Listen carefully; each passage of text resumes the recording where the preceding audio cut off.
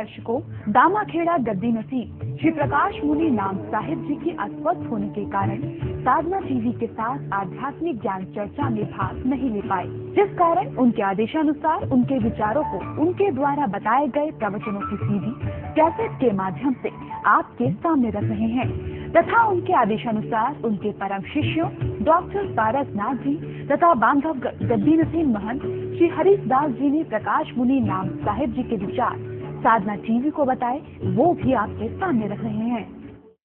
नमस्कार, मैं हूं आपके साथ नेहा शर्मा और आप देख रहे हैं हमारा विशेष कार्यक्रम आध्यात्मिक ज्ञान चर्चा। आइए शुरुआत करते हैं कार्यक्रम की और जानते हैं विचार जगत गुरु तत्वदर्शी संत रामपाल जी महाराज, सतलोक आश्रम बरवाला, जिला हिसार, हरियाणा, बनाम कबीर पंथी संतों तथा महंतों के विचार। आपका इष्ट देव कौन है?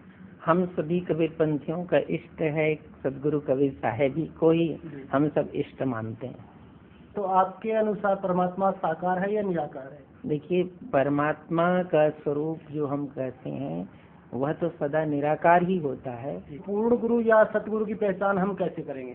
देखिए, पूर्ण गुरु या सदगुरु की पहचान तो हमें अपने चिंतन से, अपने बोध से, आपके जीवन में जब किसी के उपदेश से या किसी के दर्शन से आपको ऐसा लगता है कि मेरे अंदर कोई चेतना जागृत हुई, वही उसकी पहचान है और कोई दूसरी पहचान नहीं हो सकती। उसी पहचान से ही आपको ये निर्णय करना पड़ेगा कि मेरे लिए ये सदगुरु के रूप में। कबीर साहिब जी ने आदि नाम और सरनाम जो बताया है वो क्या है? क्या आपके अनुसार वस्तु है या कोई वो चीज? नहीं, सदगुरु के अनुसार से शब्द नित्य होता है जी।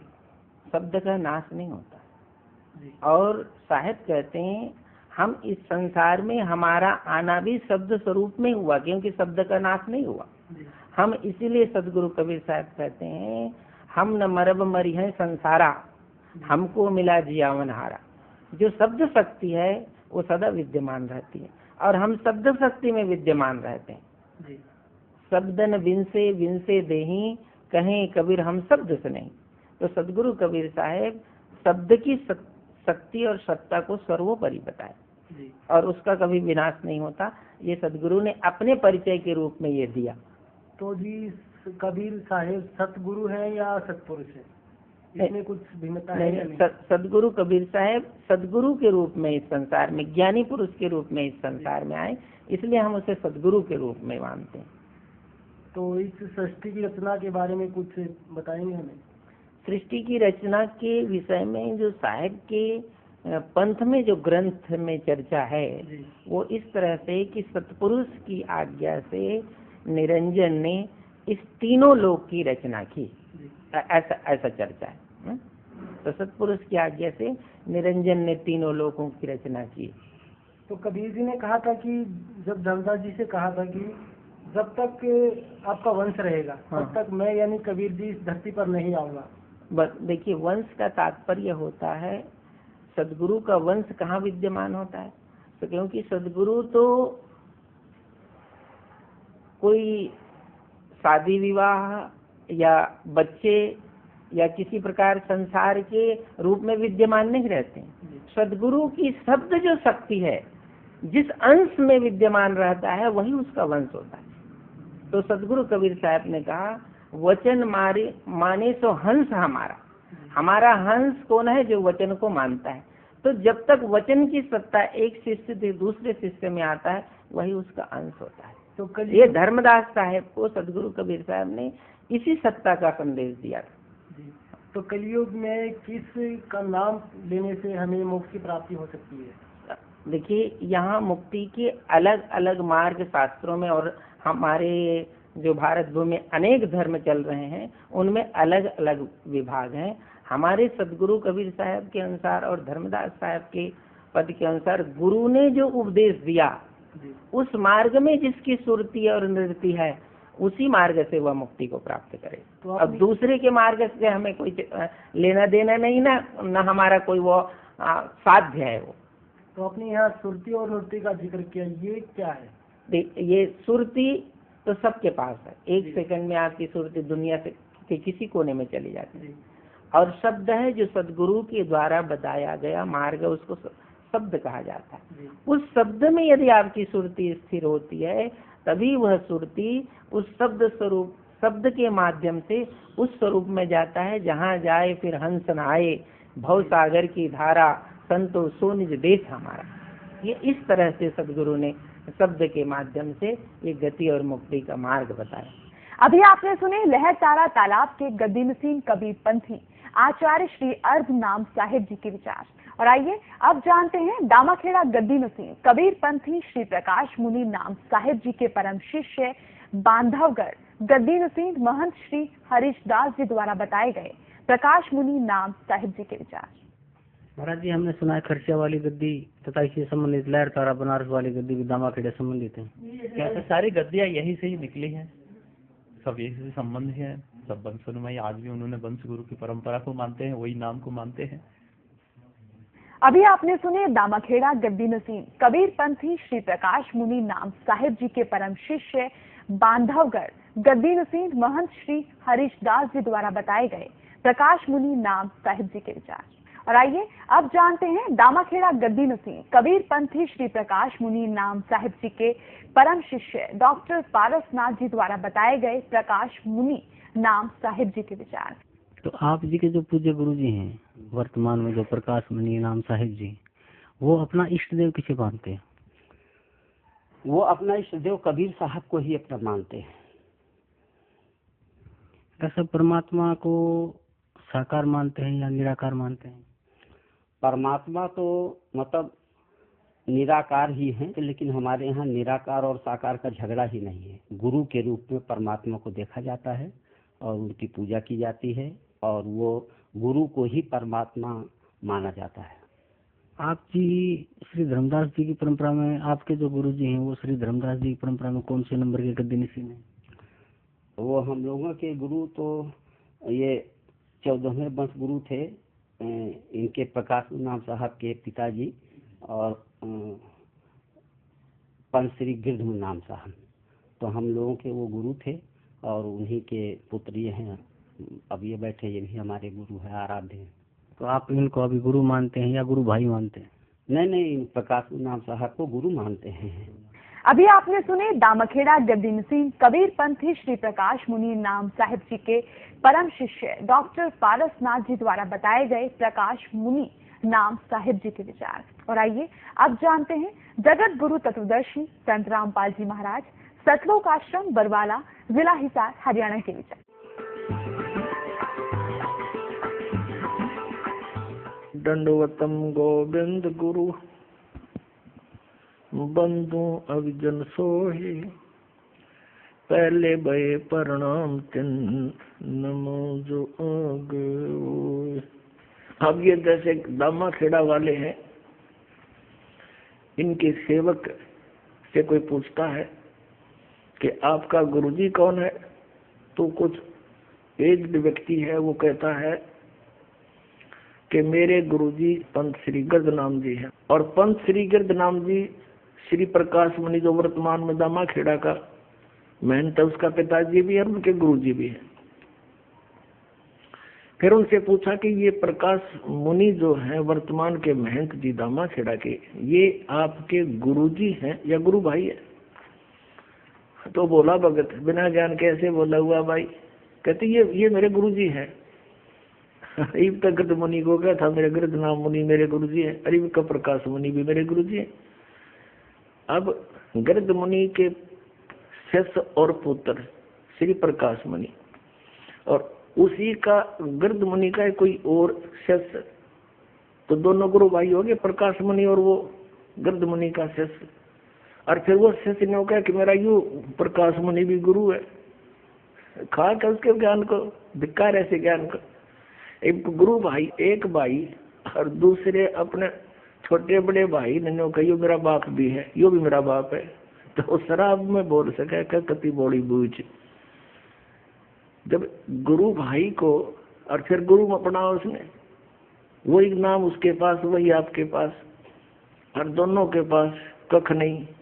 अभी आपने सुने जगत गुरु तत्वदर्शी संत रामपाल जी महाराज सतलोक आश्रम बरवाला जिला हिसार हरियाणा के विचार। और आइए अब जानते हैं दामाखेड़ा गद्दी नसीं कबीर पंथी श्री प्रकाश मुनि नाम साहिब जी के परम शिष्य डॉक्टर पारसनाथ जी द्वारा बताए गए प्रकाश मुनि नाम साहिब जी के विचार। कबीर जी ने सार नाम का वर्णन भी किया है, क्या ये सत्यनाम की और संकेत है या कोई और मंत्र है? हाँ, सार नाम जो है वो सार शब्द है और वो गुरु दीक्षा में हमारे यहाँ हमारे पंथी आचार्य साहब देते हैं और वो 5 शब्द देते हैं, 5 नाम। तो ये 5 नाम ही सार शब्द हैं। सार शब्द का मतलब ये है कि जैसे परमात्मा का जो वाचक शब्द है उसी को सार शब्द कहा जाता है, सत्य नाम कहा जाता है। परमात्मा सत्य स्वरूपी हैं तो सत्य नाम ही उनका सत्य नाम है। और ये मतलब मनुष्य का देखा जाए तो जो नाम है 5, ये मनुष्य का ही उसके गुणों का आत्मा का द्योतक है। जो आत्मा का नाम रखा जाएगा तो जैसे आत्मा कहा गया है कि चेतन अमर सहज सुख राशि और अजर अमर है, उसी तरीके से ये उसी के ऊपर नाम रखे गए हैं। और ये सब मतलब ये कभी स्थिर रहते हैं, कभी बदलते नहीं हैं। अविनाशी शब्द है और परमात्मा का वाचक शब्द है, वही सार शब्द है, सार नाम है और ये गुरु ही देते हैं। तो जो 5 नाम आपके गुरु जी देते हैं वो 5 नाम कौन कौन से? वो 5 नाम मतलब उनके जैसे आदि नाम, अजर नाम, अमर नाम, अमी नाम, मतलब ये जो आत्मा का हमारे जिसको लेकर के मनुष्य प्रकट होता है धरती पर, उसी के स्वरूप का वाचक शब्द है। कोई अलग से नाम नहीं दे, जो सत्य है उसी को सत्य कहा गया कि आत्मा का स्वभाव क्या है, ये आदि है, अनादि है, इसका अजर है, अमर है, निर्विकार है, चेतन है। तो यही सब उसके 5 नाम दिए जाते हैं इसी आधारित पर। अभी आपने सुने दामाखेड़ा गद्दी नसीं कबीर पंथी श्री प्रकाश मुनि नाम साहिब जी के परम शिष्य डॉक्टर पारसनाथ जी द्वारा बताए गए प्रकाश मुनि नाम साहिब जी के विचार। और आइए अब जानते हैं दामाखेड़ा गद्दी नसीं कबीर पंथी श्री प्रकाश मुनि नाम साहिब जी के परम शिष्य बांधवगढ़ गद्दी नसीं महंत श्री हरीशदास जी द्वारा बताए गए प्रकाश मुनि नाम साहिब जी के विचार। नमस्कार, आज हम बात करेंगे कबीर पंथी महंत बांधवगढ़ गद्दी के गद्दी नसीं श्री हरीश जी के साथ और जानेंगे उनके विचार साहिब धर्मदास जी के बारे में और कबीर पंथ के बारे में। मैम जी, सबसे पहले मैं आपसे जानना चाहूँगा बांधवगढ़ गद्दी के बारे में आपने कुछ विचार रखे? बांधवगढ़ गद्दी तो ऐसे एक महान भूमि है जहाँ पे सदगुरु कबीर साहब के परम शिष्य धनी धर्मदास साहब की जन्मभूमि है और उन्होंने वहाँ पे स्वयं सदगुरु कबीर साहब आए, धनी धर्मदास साहब को अपने सारे उपदेश दिए और धनी धर्मदास साहब भी ऐसे भक्त निकले, सदगुरु की भक्त जो अविरल है इस संसार में। और ऐसे भक्त की जन्मभूमि और कर्मभूमि की महान ही अलग होता है। इसीलिए कहा भी गया है सदगुरु धन्य और भक्त जानिए जहाँ जन्मे गुरु भक्त। जहाँ पे गुरु भक्त की जन्म होता है उसी भूमि की महानता ही होता है। और ऐसे महानता भक्त को देख के सदगुरु कबीर साहब उस भूमि में आके, जहाँ पे सदगुरु कई वर्षों तक लगभग 35 वर्ष तक वहाँ रख के धनी धर्मदास साहब को वो ज्ञान उपदेश दिए हैं, तो उस भूमि की महत्वपूर्ण भूमि है। तो महाराज जी, आप जी श्री धर्मदास साहिब जी के परंपरा में कौन से नंबर के गद्दी नसीं हैं? अभी वर्तमान हमारे इस गद्दी में जो धनी धर्मदास साहब की परंपरा में वर्तमान अभी जो पंथ श्री हजूर प्रकाश मुनि नाम साहब गद्दी नसीं है वो 15वें वंशगुरु है। तो प्रकाश मुनि नाम साहिब जी से आपका क्या संबंध है? वो हमारे सदगुरु ही है। महाराज जी, जो आत्माएं मुक्त हो वो सतलोक में जाती हैं, वे सतलोक में भिन्न रहती हैं या सतपुरुष में ऐसे लीन हो जाती हैं जैसे बूंद समुद्र में? इसमें तो कोई सवाल तो नहीं, आत्मा और परमात्मा में तो कोई अलग नहीं थे, वही तो। इसलिए रामायण में भी लिखा गया है जो ईश्वर अंश जीव अविनाशी। जब ईश्वर का अंश होता है, जीव होता है, वो अविनाशी होता है। अब देखिए, आप इसमें सवाल जीव और परमात्मा कोई अलग तो होता ही नहीं। महाराज जी, जो मंत्र दीक्षा आप अपने श्रद्धालुओं को देते हैं या अपने अन्वयों को देते हैं, क्या वही मंत्र कबीर परमात्मा ने धर्मदास जी को दिया था? जी, निश्चित रूप से वही है, क्योंकि ये परंपरा ही चला है। सदगुरु कबीर साहब धनी धर्मदास साहब को दिए, उनकी बात वो, क्योंकि उन्होंने कहे थे धर्मदास तो ही लाखों दुआहे सार वस्तु बाहर ना जाइए, सार वस्तु उनको दिए थे। धर्मदास विनती किए थे, अभी क्या था तब कहे जे सार वस्तु वंशन पाही अपना सज्जू लिखाई। सार वस्तु वही धर्मदास साहब की जो दिए थे वही उनकी वंशज के पास है, वो जिसको लिखाते हैं उसी हिसाब से सबको दिया जाता है। निश्चित रूप से वही है, दूसरा कोई नहीं है। कबीर परमात्मा ने जो धर्मदास जी को मना किया था जब वाणी बोल रहे थे, कि उन्होंने सार वस्तु बाहर न जाने के लिए मना किया था, तो अब वह सार वस्तु बाहर कैसे आई फिर? कितने उन्होंने फिर आशीर्वाद दिए, क्योंकि उन्होंने दया की भीख मांगे, जी मुझे दे रहे हो ये सार वस्तु। उनकी आत्मा में इतने भाव आ गया था, जीव जगत के प्रति हर पे अंतर दया भावना आ जाए, जो मेरा मुक्ति होगा तो क्या होगा, बाकी संसार के जीव कहाँ जाएगा, जो इस नाम को हम गुप्त रख देंगे। तो आप संसार की सत्य पुरुष हो, संसार के जीव के कल्याण करने के लिए आप ये सार वस्तु कैसे जाएगा। तो उन्होंने उस वंश परंपरा को स्थापन करके उन्होंने बोले ये वंशन के पास रहेगा, जो वंश शरण में आएगा वही इस सारवास शब्द को पाके भवसागर से कर सकता है। कबीर जी ने सार नाम का भी वर्णन किया है, वह सत्यनाम की ओर संकेत है या कोई अन्य मंत्र है? वही सत्यनाम ही है।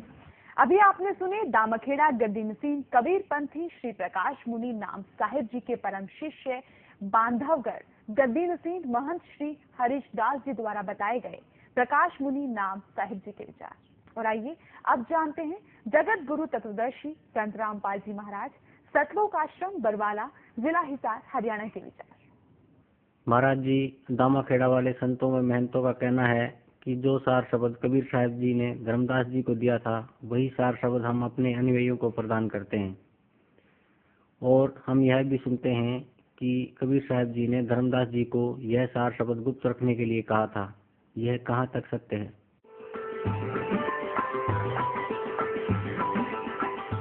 दंडवतम गोविंद गुरु बंधु अभिजन सोहे, पहले भये प्रणाम तिन नमो जो आगे। पुण्यात्माओं, ये दामाखेड़ा वाले कबीर पंथी जो आदरणीय धर्मदास साहिब जी के वंशज हैं, उनसे प्रश्न किया जाता है कि क्या आप वही नाम दान करते हो जो परमेश्वर कबीर जी ने आदरणीय धर्मदास साहिब जी को दिया था? तो ये कहते हैं हाँ, ये हमारी परंपरा में वही नाम चला आ रहा है। फिर इनसे प्रश्न करते हैं कि सार नाम, सतनाम, आदि नाम, सार शब्द ये क्या वस्तु है? तो ये कहते हैं जो हम मंत्र देते हैं, अगर नाम, अमर नाम, पाताल सिंधु नाम, कहते ये है वो सार शब्द, और यही सतनाम है। ये 5 नाम है। और फिर इनसे कहते हैं कि धर्मदास साहिब जी को परमात्मा कबीर जी ने कहा था कि धर्मदास मेरी लाख दुआई, ये सार शब्द कहीं बार न जाई। सार शब्द बार जो पढ़ी, या बिचली पीढ़ी हंस नहीं तरही। और सार शब्द तब तक छुपाई जब लग 12 पंथ मिट जाए। अपने आत्माओं, ये कितना भ्रमित करते हैं। परमात्मा कबीर जी ने धर्मदास जी से कहा था कि धर्मदास मेरी लाख दुहाई, और ये सार शब्द कहीं बार न जाई। तो इनके पास कहां से आ गया? ये कहते हैं हमारी परंपरा में चला आ रहा है। कबीर साहब ने जब मना कर दिया था कि इसको तब तक छुपाना जब तक ये 12 पंथ ना मिट जाए। अब ये 12 पंथ अब मिटेंगे। 12वां पंथ गरीबदास पंथ है, और तब तक तो एक भी पंथ ना चला था। तो धर्मदास जी ने कैसे खोल दिया आपके पास? ये कोरी झूठ बोलते हैं, स्वयं भी भ्रमित है और अनुयायियों को भी ये गुमराह किए बैठे। जैसे एक मोटा उदाहरण है,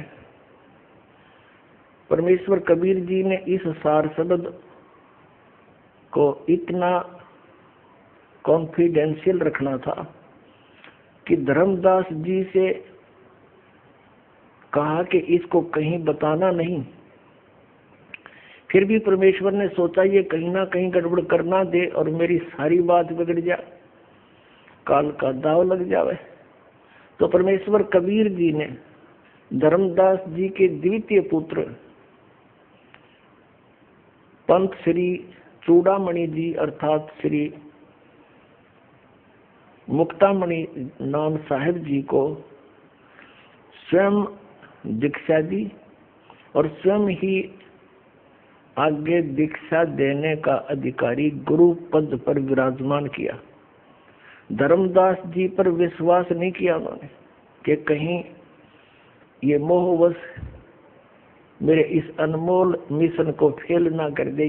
ये घना नरमात्मा का है, इसको बहुत चिंता बनी रहती है अपने वंशजों की। बार बार कहता था कि आपने मना कर दिया है मुझे कि सार शब्द किसी को नहीं बताना, सतनाम भी नहीं बताना। और आप जी ने परमेश्वर मुझे 42 वंश का वरदान दे दिया कि मेरी 42 पीढ़ी तक मेरा वंश चलेगा। तो ये कैसे पार होंगे, ऐसे कहकर घना मायूस हो जाता था। परमात्मा को पता था कि यदि इसको मैंने आगे नाम देने का आदेश भी दे दिया तो ये अवश्य काम बिगाड़ देगा।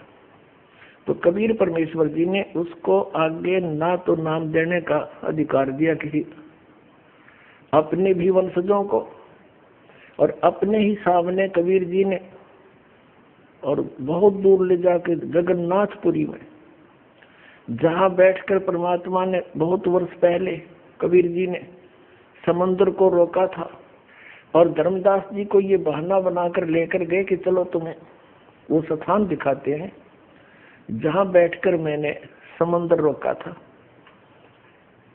सह परिवार चले गए। फिर धर्मदास जी से कहा कि धर्मदास अब तो प्रस्थान कर जा, सतलोक जाना चाहता है। कहाँ जी जाना चाहता हूँ?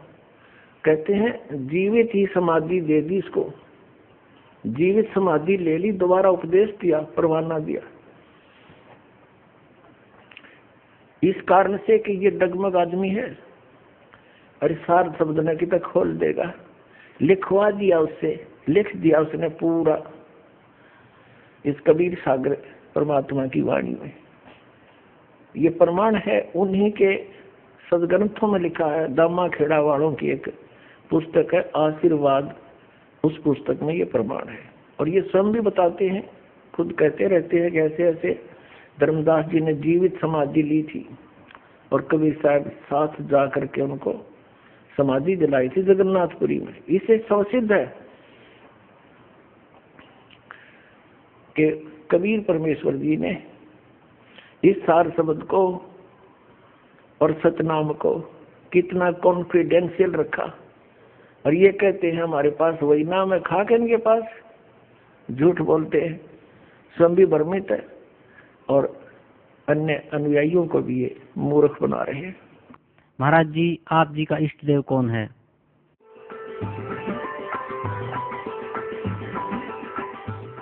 मुझ दास का जो इष्ट है, इष्ट देव है, वो परम अक्षर ब्रह्म है, जिसके पर्यायवाची शब्द परमेश्वर, सत्पुरुष, अकाल मूर्त, शब्द स्वरूपी राम आदि उसी परम अक्षर ब्रह्म के उपमात्मक नाम है। उनका वास्तविक नाम कबीर देव है, कबीर साहब है, अल्लाहु अकबर है। इसी परमेश्वर ने सर्व ब्रह्मांडों की उत्पत्ति की, सभी प्राणियों की। ये सर्व उत्पादक प्रभु है। सर्व उत्पादक का अर्थ होता है जिसने सभी आत्माओं का भी वो जनक है। सभी आत्माओं की उत्पत्ति उसी ने की, सभी ब्रह्मांडों की उत्पत्ति उसी ने की, और 5 तत्व तथा 3 गुणों की उत्पत्ति भी उसी परमेश्वर परम अक्षर ब्रह्म ने की, कबीर देव ने की। और वही परमात्मा, वही परम अक्षर ब्रह्म जिसे हम संत भाषा में सत्य पुरुष कहते हैं, वो भारतवर्ष की इस पावन धरती पर सन 1398 संवत 1455 ज्येष्ठ सुदी पूर्णमासी को सुबह ब्रह्म मुहूर्त में सतलोक से अपने निज स्थान से चलकर आकर एक शिशु रूप धारण करके कमल के फूल पर विराजमान हुई। वहां से उनको नीरू नीमा नाम के एक पति पत्नी थे, वो जुलाहा जुलाहा जाति से थे, जुलाहा कर्म करते थे, वो निसंतान थे, उनको उठाकर घर ले गए। परमात्मा जुलाहों की कॉलोनी में रहने से, जुलाहा समुदाय में रहने से और बड़े होकर जुलाहे का कार्य करने से वो जुलाहा कहलाए। ये मुझ दास के इष्ट देव हैं। महाराज जी, इष्ट देव और सतगुरुदेव एक ही हैं या इनका अस्तित्व भिन्न भिन्न है?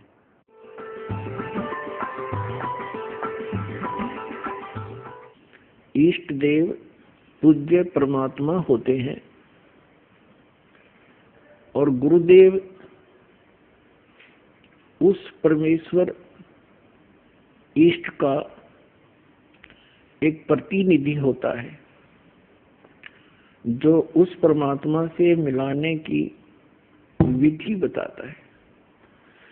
जो संत अपने सतगुरु गुरु को ही इष्ट देव कहते हैं, उनको आध्यात्मिक ज्ञान कुछ भी नहीं है, वो आध्यात्मिक गुरु नहीं हो सकते। पुण्यात्माओं, धन्य भाग हैं आपके, आपको इस समय में मानव शरीर प्राप्त है, नर या नारी का। धन्य है आपके माता पिता जिनसे जन्म हुआ, क्योंकि ये वो प्राइम टाइम है जो परमात्मा ने पूर्व निर्धारित किया था। आप जी जिस लोक में रह रहे हो, ये लोक रहने का नहीं है, लेकिन अभी तक इस काल भगवान ने अपने नकली संतों द्वारा, इन झूठे सतगुरुओं द्वारा आप जी को भ्रमित करवा रखा था, और इनके द्वारा बताई गई जो भक्ति विधि साधना थी वो यूजलेस थी, शास्त्र विधि टाइप का मनमाना आचरण था, जिस कारण से हम इस काल के जाल को न तो समझ सके और न इससे निकल सके। अब इस काल के इस जाल का नाश करने के लिए, अज्ञान का नाश करने के लिए स्वयं परमात्मा सतलोक से चलकर आते हैं, क्योंकि हम उसके बच्चे हैं। उन्होंने हमें अपने वचन से उत्पन्न कर रखा है, हम उनका अंश हैं। अपने का दुख अपनों को ही होता है। ये लोक है, यहाँ पर किसी का आंख कट गया, किसी को कैंसर है, कोई किसी का बेटा मर गया, किसी की बेटी मर गई, हाहाकार मची, कोई सुख का सांस नहीं ले रहा, सभी पीड़ित है, रंग से लेकर राजा तक, या कोई सुखी नहीं। लेकिन आप जी को बताया था कि ये औरों से थोड़ा सा हल्का दुख हो, हमने उसी को सुख मान रखा है। कबीर साहब कहते हैं, झूठे सुख को सुख कहे ये मान रहा मनमोद, ये सकल चबीना काल का और कुछ मुख में कुछ गोद। इस काल भगवान के इस जाल को समझाने के लिए स्वयं परमेश्वर को आना पड़ता है, अन्यथा ये किसी भी जीव को रास्ता नहीं देता, सबको मिसगाइड कर देता है। जैसे बड़े बड़े महापुरुष जितने भी ये गुरु पद पर विराजमान पहले हुए हैं या जो वर्तमान में हैं, ये परमात्मा की बहुत प्यारी आत्मा है। कबीर भगवान की वैसे तो सारी उसकी प्यारी आत्मा है, लेकिन ये बहुत ज्यादा भक्ति युक्त थे। ये पूर्व जन्म के पुण्यकर्मी प्राणी थे, और काल उन्हीं को सिलेक्ट करता है जिनके पास अच्छी मोटी गठड़ी और धन की, उन्हीं को ठगता है, लूटता है, फिर इनको प्रभु बना देता है।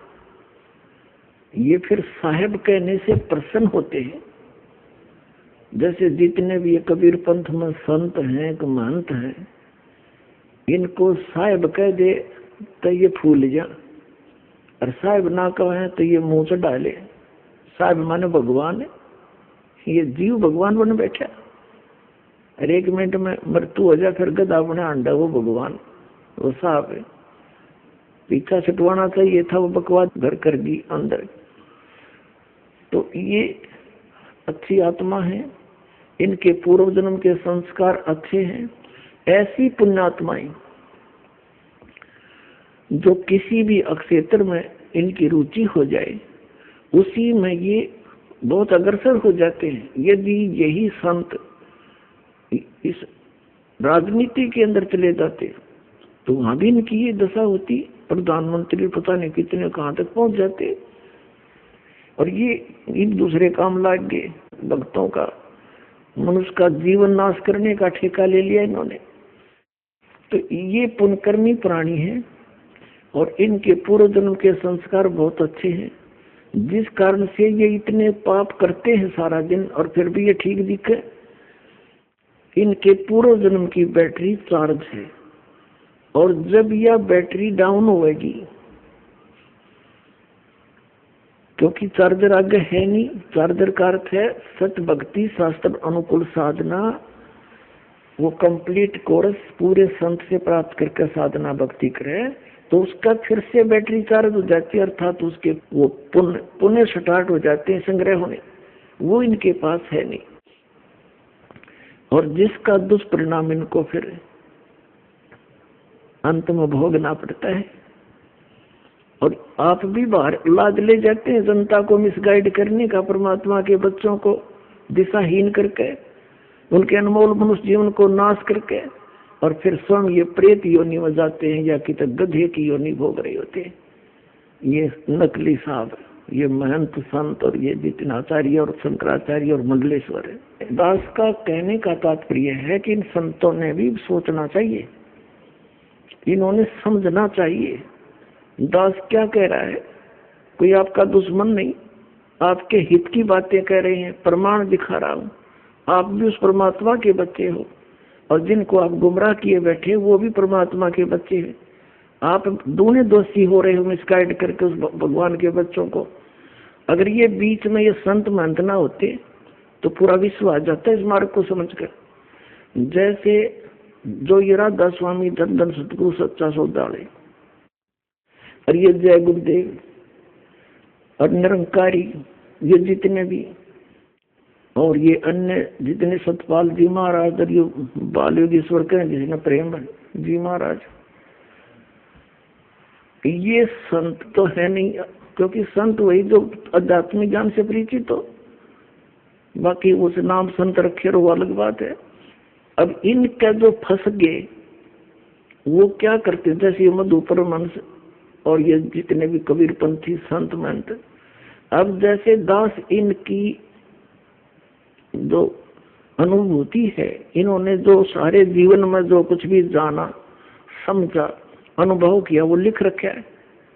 अब इस तरह ये खाक बोलेंगे, इन्होंने जो कुछ कहना सुनना था कह दिया, 10-10, 20-20, 100-100 वर्ष से लग रहे हैं। अब इनके इतिहास दिखा दिए।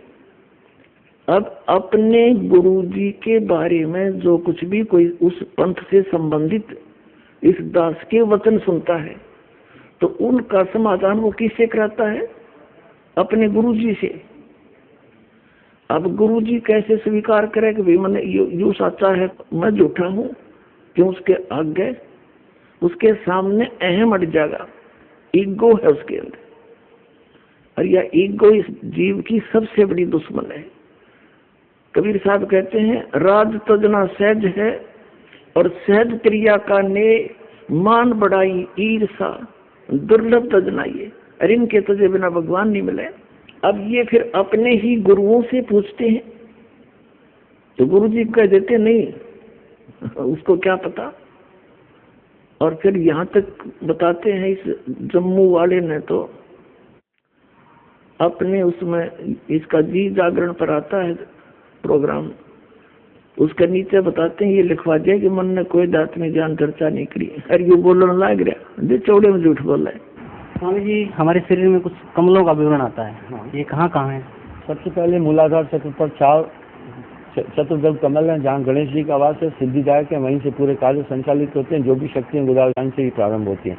शिशुनेन्द्र पर करतल कमल है जहाँ ब्रह्मा जी का वास है और यहीं से सृष्टि होती है, वो रचेता है और इसको स्वादिष्टान चक्र भी कहते हैं। मणिपूरक चक्र नाभि में जहाँ विष्णु जी का वास है, अष्टदल कमल कहलाता है, यहीं से संचाल पालन करता है। पेट ही हमारे पूरे जिस्म का पालन कर रहा है। और हृदय में चौथा चक्र है अनहद चक्र जहाँ शिव का वास है, अहंकार के देवता है, जो अनुभूति हो रही मैं हूँ, ये वहाँ से ताकत चलती है। पांचवा विशुद्ध चक्र कंठ में जहाँ आदिशक्ति है, जितने भी स्वर हैं वो कंठ से निकलते हैं, यहीं पर ही वो बनते हैं। और छठा आज्ञा चक्र जहाँ आत्मा का वास है, यहीं पर ही आत्मा बैठ करके पूरे शरीर का संचालन करती है। सातवां सहस्त्रसार है जहाँ पर मन और जनरंजन का वास है, वेद यहाँ तक बोल रहे हैं और योगेश्वर यहाँ तक बोल रहे हैं। कवि साहब ने आठवें चक्र की भी बात कही, शरद कमल सदगुरु को वासा, तो संत तत्व का आठवां चक्र शीश से सवा हाथ ऊपर बोला गया। आठवें चक्र की बात संत तत्व की धारा बोली, शीश से सवा हाथ ऊपर इसको बोला। अधर आसन किया आगम पहला पिया, कवि साहब की वाणी में देखते हैं। जो सूरत कमल सदगुरु को वासा, इसको सूरत कमल भी कहते हैं, अष्टम चक्र भी कहते हैं। शून्य अब फेल हो गया यूं कि आठवां कमल अरे परमात्मा की वाणी में लिखा हो तो नौवें कमल में पूर्ण ब्रह्म भाई। और मधु परमहंस जी नो क्या करता, मेरे पास जो वस्तु है इस ब्रह्मांड में नहीं है और सब भक्ति के चोर हैं, बाकी के उसको छोड़ के पाखंडी है। बताओ, एक भक्त अभी आज 1 महीने से 20 दिन से वो बता रहा था कि मैं पहले राधा स्वामी पंथ में था, ठाकुर जी महाराज का सीधा चेला था, मैं परितर था यानी वक्ता था, उनका सत्संग किया करता था, आदेश दे रखा था मेरे को। और मेरे को ये भी आदेश था, दीक्षा भी दिया करता, मैं नाम देता था। गुरु जी तो थे ठाकुर जी और नाम दिया करता हूँ भगत जी। बताओ कोई बात हुई? ऐसे ही ये जो सतपाल जी महाराज हैं और ये इनके भाई जो बाल योगेश्वर के, जिसने प्रेम रावत अमेरिका रहता है, ये भी ऐसे ही करते हैं। और भी कई ऐसे प्रोसीजर अपना रखे है। नाम तो देगा एक संत बना रखे न, वो संत जी, और गुरु जी होगा सतपाल जी और ठाकुर जी। वार है शेरो बता फेरे तले होगी राम सिंह पे और पति होगा श्याम सिंह। कोई बात है इनकी। तो पुण्यात्मा ये सारा ही ऊट पटांग हो रहा था। इस दास पर दया करी दाता ने, ठीक है, संघर्ष तो करना पड़ा, जेल तक जाना पड़ा। इन अज्ञानियों ने दुनिया को भ्रमित करके रामपाल गुंडा है वुंडा है, जो ना बताया 1 नंबर का आदमी है, ये पता लग जाएगा, ये पता लग जाएगा संसार को।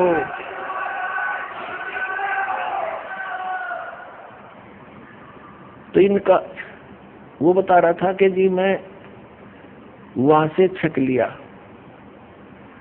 30 वर्ष रहा मैं वहां पर, 50,000 व्यक्तियों को मैंने वहां दीक्षा दे दी और ठाकुर जी के जोड़ दिए, राधा स्वामी वाली। फिर मेरा वहां से मन हट गया किसी बात पे। फिर टीवी देखा, इनका सत्संग सुना श्री मधु परमहंस जी का, अच्छा लगा। कुछ उनसे हटकर बात थी थोड़ी बहुत, नाम नूम दीक्षा दीक्षा वह हूँ तो मैंने वहां दीक्षा ले ली। 2 वर्ष से वहां मैं जुड़ा हुआ था श्री मधु परमहंस से, जम्मू वाले से। फिर कुछ दिन के ही बाद आपका सत्संग भी आता था, वो भी सुनने लगा मैं। अब 2 वर्ष से मैं आपका भी सत्संग सुन रहा था और वो अपने सेकंड गुरु जी का भी सुन रहा था, श्री मधु परमहंस जी का। और हम ये सोचा करते थे, हमारा ग्रुप था सैकड़ों का, हम ये सोचा करते भाई दोनों अपने आप को नो कहें, जो वस्तु मेरे पास है किसी के पास नहीं। अब हम निर्णय कैसे करें? या तो जब बात पड़े ये दोनों आमने सामने हो किसी दिन, हम नो सोचा करते। 10 दिन के बाद वह दया भी होगी, साधना टीवी पर दोनों आमने सामने। और सत्संग जब शुरू हुआ बड़ी खुशी हुई, हमने अगले आज दिन की दोनों की जो सच्चाई सामने आ जाएगी। मैंने सब जगह फोन लगा दिया, जो श्री मधु परमहंस के मेरे साथी चेले थे, और सब ने अपने टीवी ऑन कर लिए, इधर उधर जाके इकट्ठे होकर बैठ गए सारे ग्रुप के ग्रुप। तो वो कह रहा था जी 3 घंटे प्रोग्राम चला, और जब प्रोग्राम समाप्त हुआ मैंने तो सिर मारा धरती में पटक के, हे भगवान देख यो कित मूर्ख बना रहा था हमने आज तक। फिर लगे मेरे पास फोन आने सब साथियों के, कहने लगा ईब के करें के पास मधु पर वंश दौरे खाकी कति खोखा। तो हमने स्कीम बनाई, चलो वहां आश्रम में सैकड़ों की संख्या में आकर नाम लेगा उस मधु पर वंश के।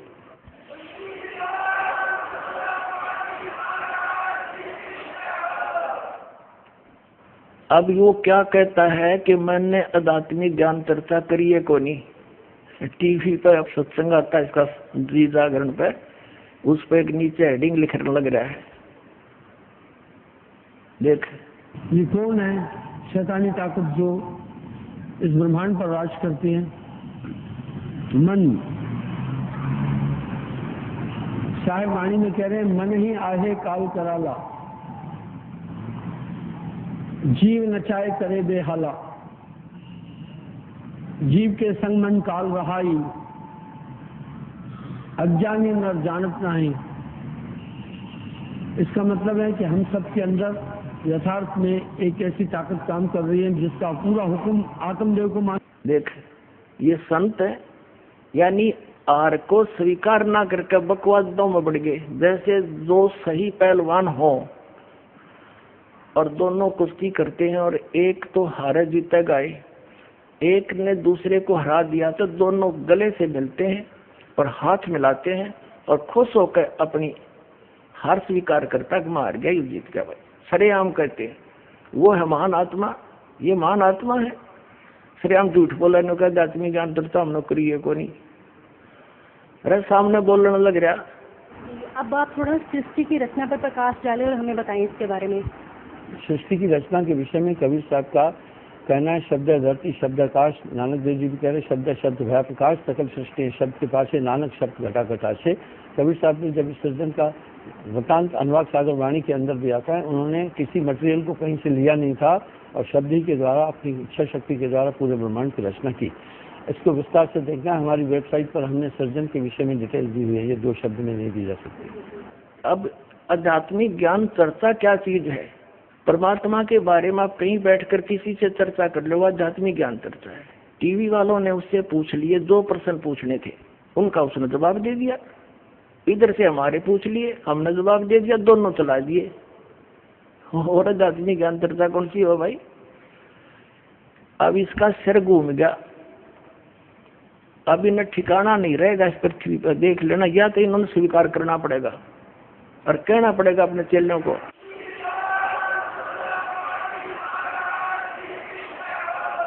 एक व्यक्ति कह रहा था, वो नाम ले लिया उसने यहाँ करके, श्री मधु परमहंस जी का चेला था। वो बोला जी मैंने उनसे फोन पर बात करी उसी दौरान कि महाराज जी से बात कराओ। पहले बात करते थे, फिर बात करनी बंद कर दी। चेला ने उठाया फोन, तो वो कहने लगे कि अभी यू के पाया 4-5 साल मेरे खो दिए तुमने, और ये मधु परमहंस झूठ बोला इंद्री, कोई तो प्रमाण दिखा दो ताकि हमारा दिल डट रहे, हमें कोई शांति दो। ये श्री मधु परमहंस जी 8 कमल बतावे और संत रामपाल ने ये 9वां कमल कबीर सागर में दिखा दिया। स्वामी जी 8वां कमल कहाँ है? शीश से सवास होकर इसको बोला, अधर आसन किया, आगम पहला पिया। कबीर साहब की वाणी में देखते हैं तो सूरत कमल सदगुरु को वासा, इसको सूरत कमल भी कहते हैं, अष्टम चक्र भी कहते हैं। शीश से सवास ऊपर 0। अरे वो 8वां कमल बताओ, शर्त ऊपर सवा हाथ है, किसे गए हाथ मार के देख लो है किसे, छोटे में झूठ बोलने लग रहा। वो कहाँ 8वां कमल, इसने सपने में ना बता तेरा गजब फेल हो गए, क्या प्रमाण है इनका कि फेल हो गए? जब जो नाटक मैंने कोई बात तय नहीं करी, अरे ये वीडियो बोलो ना करी। और उधर से ये कहते हैं हमारा पहला नियम है सच बोलो, सच आप पे ना बोलता है।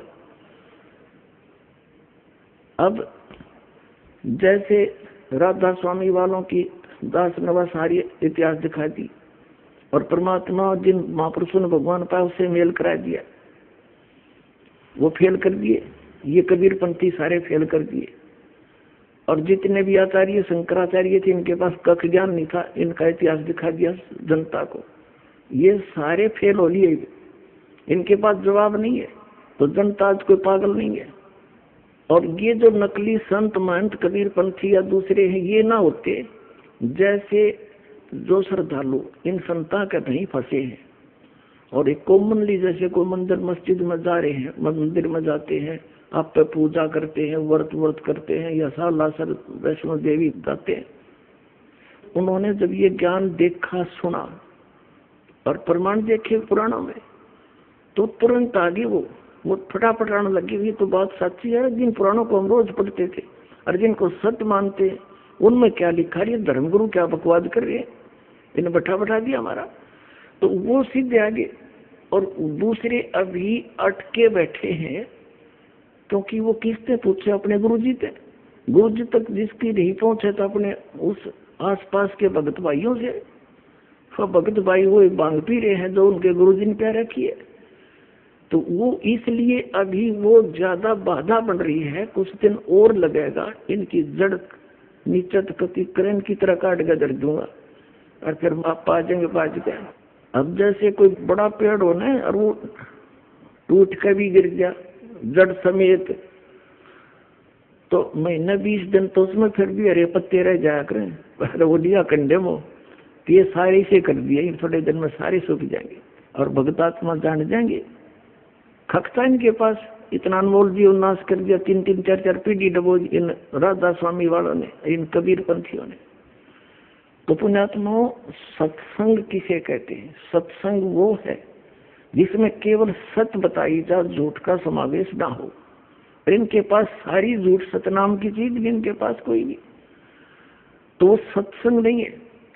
अब सत्संग का अर्थ है परमात्मा की महिमा, परमात्मा की गुण बताई जा, कि परमात्मा कैसा है, कौन है, कहाँ रहता है, और परमात्मा की हम खोज कर क्यों रहे हैं, उससे हमें लाभ क्या होगा, ये सारा ज्ञान। और फिर वो भगवान प्राप्ति कैसे होगी, तो ये सब मिलाकर सत्संग कहलाता है। अब जैसे अब दास जो सत्संग जिस उद्देश्य से कर रहा है, इस दास का उद्देश्य है कि आप जी को जहां जहां आप लगे हुए हो और उस संत या महंत या पंथ को और उस ज्ञान को सत्य मानकर पहले उन्हीं से परिचित कराऊं कि कौड़ी को आप लाल लिए फिर रहे हो, और ये सब प्रमाण रह कर देने का दास का उद्देश्य है कि आपको इतना ट्रेंड कर दूं कि आप स्वयं परख लो और नकलियों ने छोड़ दो। तो पुण्यात्माओं, दास आपको वो पारखी बनाना चाहता है, इन नकलियों ने सब न छोड़ के लाल ग्रहण कर लिया, आके अपना कल्याण कराओ, धनी हो भक्ति का, आपका मोक्ष, आपके परिवार का मोक्ष होगा। और एक बार ये सभी, ये जितने भी नकली पंथ हैं खत्म तो होंगे, क्योंकि परमात्मा का वचन है कबीर साहब का। अभी घना टाइम ना लग गया इसमें, आते इतना इंटेलिजेंट मानव है, इंटरनेट तक बना लिए, सैटेलाइट ला बैठे, जो बिना करण का काम था उसमें लाग गए, परमाणु बना लिए और ऊपर अंडे गिरा धक्के खाते, बताओ खाकी खो क्या है। ये अपना जो पीछा छुटाना है, या भक्ति करके चलेंगे सतलोक में, ये बनावाएंगे असली, ये विज्ञान है जो तत्व ज्ञान, इसको समझेंगे, इस तरफ सब डाइवर्ट होंगे एकदम। आत्मा भटक रही है उसके लिए, और वो भटक रहा हमारे लिए। कबीर साहब कहते हैं, मैं रोवत हूँ सृष्टि को और सृष्टि रोवे मोहे। कहे कबीर, इस योग को समझ नहीं सकता कोई। हम तो उस भगवान को ढूंढ रहे हैं, हमें सुख हो, हमारे घर में बचाव हो, बाल बच्चों का बचाव हो, और हमें आवश्यक वस्तुएं उपलब्ध हो जिनकी हमें रिक्वायरमेंट है, और मोक्ष हो। फिर हम जाते हैं इधर उधर भटक रहे हैं।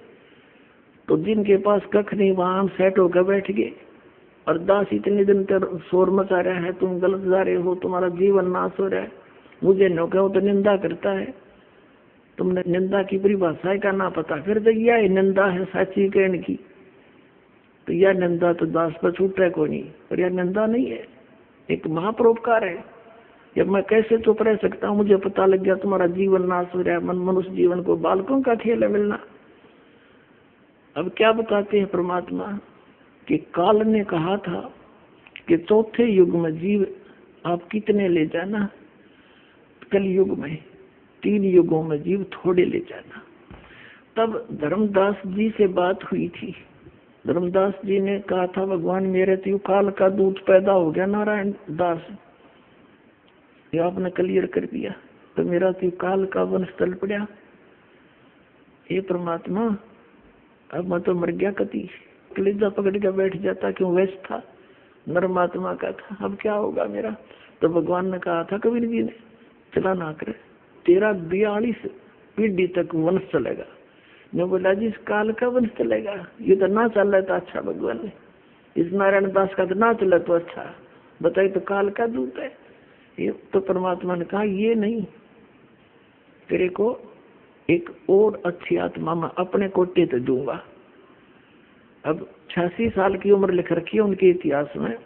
चूड़ामणि जी का जन्म हुआ, धर्मदास जी की 86 वर्ष की उम्र हो रही थी। ये देखिएगा, एक पुस्तक है आशीर्वाद शताब्दी ग्रंथ,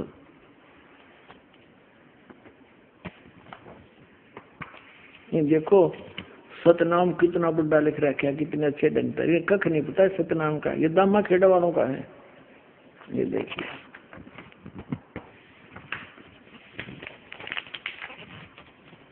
ये देखिएगा, ये है ग्रंथ परिचय, आशीर्वाद ग्रंथ। ग्रंथ का नाम आशीर्वाद शताब्दी ग्रंथ। संरक्षक है पंत श्री हजूर प्रकाश मुनि नाम साहिब, जो वर्तमान में आचार्य कबीर पंथ दामा खेड़ा जिला रायपुर छत्तीसगढ़। प्रकाशक है श्री सतगुरु कबीर धर्मदास साहेब वंशावली, प्रतिनिधि सभा कबीर धर्मनगर दामा खेड़ा रायपुर छत्तीसगढ़। सौजन्य से अपने गुरुदेव पूजनीय महंत श्री पुरुषोत्तम दास जी साहेब, दादा श्री किशन लाल जी, दादी श्रीमती रूपा देवी आदि आदि। अच्छा, फिर है लेखक, लेख किसका है, पंत श्री गिरद मुनि नाम साहेब, डॉक्टर पार्शनाथ श्री महेंद्र सिंह वर्मा। प्रवचन है पंत श्री प्रकाश मुनि साहेब। ये सारा कुछ इनका लिख रखा है। मुद्रक है विजय लक्ष्मी ऑफसेट नागपुर दूरभाष, इतने इतने।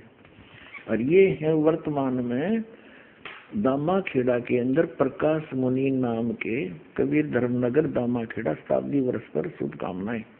ये श्री प्रकाश मुनि जी महाराज हैं। ये सन 2004 में इन्होंने कोई ये छापे हैं। अब इसमें क्या लिखा है ये देखिएगा, यहाँ लिखा इधर तो इसमें धनी धर्मदास जी बैठे हैं, इनका फोटो लगा रखा है। यहाँ इन्होंने प्रमाण दिया है धनी धर्मदास जी साहेब सतगुरु कबीर साहब के अनन्य भक्त एवं परम शिष्य धनी धर्मदास साहिब जी कबीर पंथ के आधार शिला है। धनी धर्मदास जी साहिब के माध्यम से ही सतगुरु का अखंड ज्ञान और अथाह अनुभव सर्वसुलभ हो पाया। स्वयं की ही नहीं बल्कि जन जन की पीड़ा ने धनी को व्याकुल बना दिया। अब यहाँ देखते हैं, ये है कसौधन वैश्य कुल में पैदा हुए धनी धर्मदास जी साहिब का जन्म बांधवगढ़ विक्रमी संवत 1452 की कार्तिक पूर्णिमा के दिन गुरुवार को हुआ था। संवत 1452 यानी 1395 में उनका जन्म बताया, सन 1395 गुरुवार को हुआ था। आपके बचपन का नाम जुड़ावन प्रसाद। आपका विवाह संवत 1480 में पत्थरटा ग्राम की जादोमती देवी की सुयोग्य कन्या सुलक्षणा देवी अर्थात पंथ की माता आमीन से हुआ और आपके एक पुत्र व एक पुत्री भी हुए। अपार संपत्ति होते हुए भी आप निर्वमानी थे। संवत 1518 में व्यापार व तीर्थ आंटन के दौरान मथुरा में सतगुरु से प्रथम भेंट ने आपको एहसास दिलाया कि आपके पास सब कुछ होते हुए भी आप नाम धन से खाली हैं। विक्रमी संवत 1520 में काशी में हुई दूसरी मुलाकात ने आपको सदा के लिए सतगुरु के अनुगामी बना दिया। यहाँ बताते हैं इसी वर्ष आप सतगुरु को काशी से बांधवगढ़ लाए, आरती कर दीक्षा पाए 1520 में, विक्रमी संवत 1520 में, और सर्वभावेन समर्पित हो गए। सतगुरु कबीर साहब ने आपको आत्मसात किया और सतनाम धन के साथ अटल 42 वंश का आशीर्वाद दिया। इसके फलस्वरूप विक्रमी संवत 1538 में आपके घर द्वितीय पुत्र के रूप में चूड़ामणि नाम साहिब का प्राकट्य हुआ, और 1540 में सतगुरु ने एकोत्री चौका का विधान रचा और आपको पंथ का आदेश दिया। सतगुरु के हर आदेश का पालन करते हुए आप विक्रमी संवत 1568 के फागुन के मास में जगन्नाथपुरी में सतगुरु के हाथों का परवाना ग्रहण करके लोक को गमन किया। अब कहने का भाव ये है, इनका जन्म हुआ विक्रमी संवत 1452 में और दूसरा पुत्र 1538 में हुआ। 1538, 48 वर्ष तो वो ले लो उधर से पहले वाले, और 38 ये जोड़ दो, 48 और 38 86 वर्ष हो गए। 86 वर्ष की उम्र होगी थी जब धर्मदास जी की उस समय परमात्मा ने कहा कि तू चिंता ना करे, मैंने तेरे को 42 पीढ़ी दे दी, तेरा वंश रहेगा, वंश 42 रहे, तेरा अंश रे। अब धर्मदास जी कहने लगे, हे भगवान, यू तो काल का दूत नारायण दास, 86 साल की उम्र मेरी, अब परमात्मा क्या होगा कि तेरा एक संतान होगी मेरे आशीर्वाद। अब या उसका गला उतरे नहीं, 86 साल की उम्र होगी, अरे अब संतान होगी, ना भी नहीं करे और यश भी नहीं करे। परमात्मा अंतर्यामी थे कि अपेट इसका विश्वास दृढ़ नहीं हुआ और वृद्ध गणा हो रहा, कदे मृत्यु को प्राप्त हो जाए, इसका इतना अटड़ा कौन हो रहा है। तो परमेश्वर कबीर जी ने ऐसे आशीर्वाद किया, ऐसे सतलोक से एक बालक आया, उसके आंगन में लेट गया, हाथ पैर मारे, नवजात शिशु। अब देख धर्मदास, 10वें महीने तेरी पत्नी की गर्भ से ये बालक जन्म होगा, तेरा जच्चो चाहे ना जच्चो। ने बोला जी जच जीवता है, जब इसी लीला देखी और फिर वो बच्चा वापस कर दिया, आत्मा गई। 10वें महीने आमिनी के गर्भ से चूड़ामणि जी का जो है जन्म हुआ, उसको मुक्तामणि नाम साहिब भी कहने लगे। तो कबीर परमात्मा ने धर्मदास जी से कहा था कि भाई ये पहला मंत्र देना सिर्फ 5 नाम का, ये और मंत्र भी डिस्क्लोज ना करना, सतनाम ये 2 अक्षर का और सार शब्द। धर्मदास मेरी लाख दुहाई, ये सार शब्द कहीं बाहर ना जाए। सार शब्द ये बाहर जो पढ़ी या बिजली पीढ़ी हंस नहीं तरही। अब धर्मदास तो पक्के थे, जो कह दिया सतगुरु ना फाइनल है। फिर परमात्मा कबीर जी ने उनके पुत्र चूड़ामणि को आदेश दिया कि ले बेटा ये 5 नाम जाप करना और आगे अपने उत्तराधिकारी को भी ये देना और उसी को यही आदेश देना, ये नाम जाप करता रहे। ठीक है। फिर कबीर परमात्मा ने कहा धर्मदास जब तेरी 6ठी पीढ़ी आओगी ना, तब ये 5 नाम भी समाप्त हो जाएंगे, काल वहां झपट्टा देगा और मेरा वचन ना खाली जाई, ये मैं सच ही कह रहा हूँ। तो धर्मदास चिंतित हो गया कि हे परमात्मा फिर ये मेरे बालक कैसे पार होंगे, वंश तो आपने दे दिए तक 42 पीढ़ी, तो 3 बच्चे पार कैसे होंगे दाता। तब वो बहुत चिंतित हो गया। तो परमेश्वर कबीर जी ने कहा कि इस काल ने कहा था मैं 12 नकली पंथ चलाऊंगा कबीर जी के नाम पे। उन 12 पंथों में से जो 12वां पंथ चलेगा गरीबदास का होगा। उस गरीबदास वाला पंथ जब चल चुका होगा, उस गरीबदास वाले पंथ से यानी गरीबदास जी से मेरी महिमा की वाणी पुनः प्रकट होगी और उसमें गरीबदास वाले पंथ में आगे चल के मैं ही आऊंगा। जब 5500 वर्ष बीत जाएंगे नस्कल युग ने, उस समय आप देखना और सब पंथों को खत्म करूंगा, सच्चा ज्ञान बताऊंगा और सभी पंथों को खत्म करके एक पंथ चलाऊंगा तो सारा विश्व नाम लेगा, सारे पार करूंगा उस समय के, तो तेरे वंश भी हो जाए बेटा, पार क्यों चिंता करता है। तब धर्मदास का दिल डटा। न बोला भगवान आज तो ऐसे नेक आदमी हैं और अभी ना मान रहे आपकी बात ने, आप तो कह रहे हो क्या तो घोर कलयुग आएगा, तब कैसी बात बनेगी।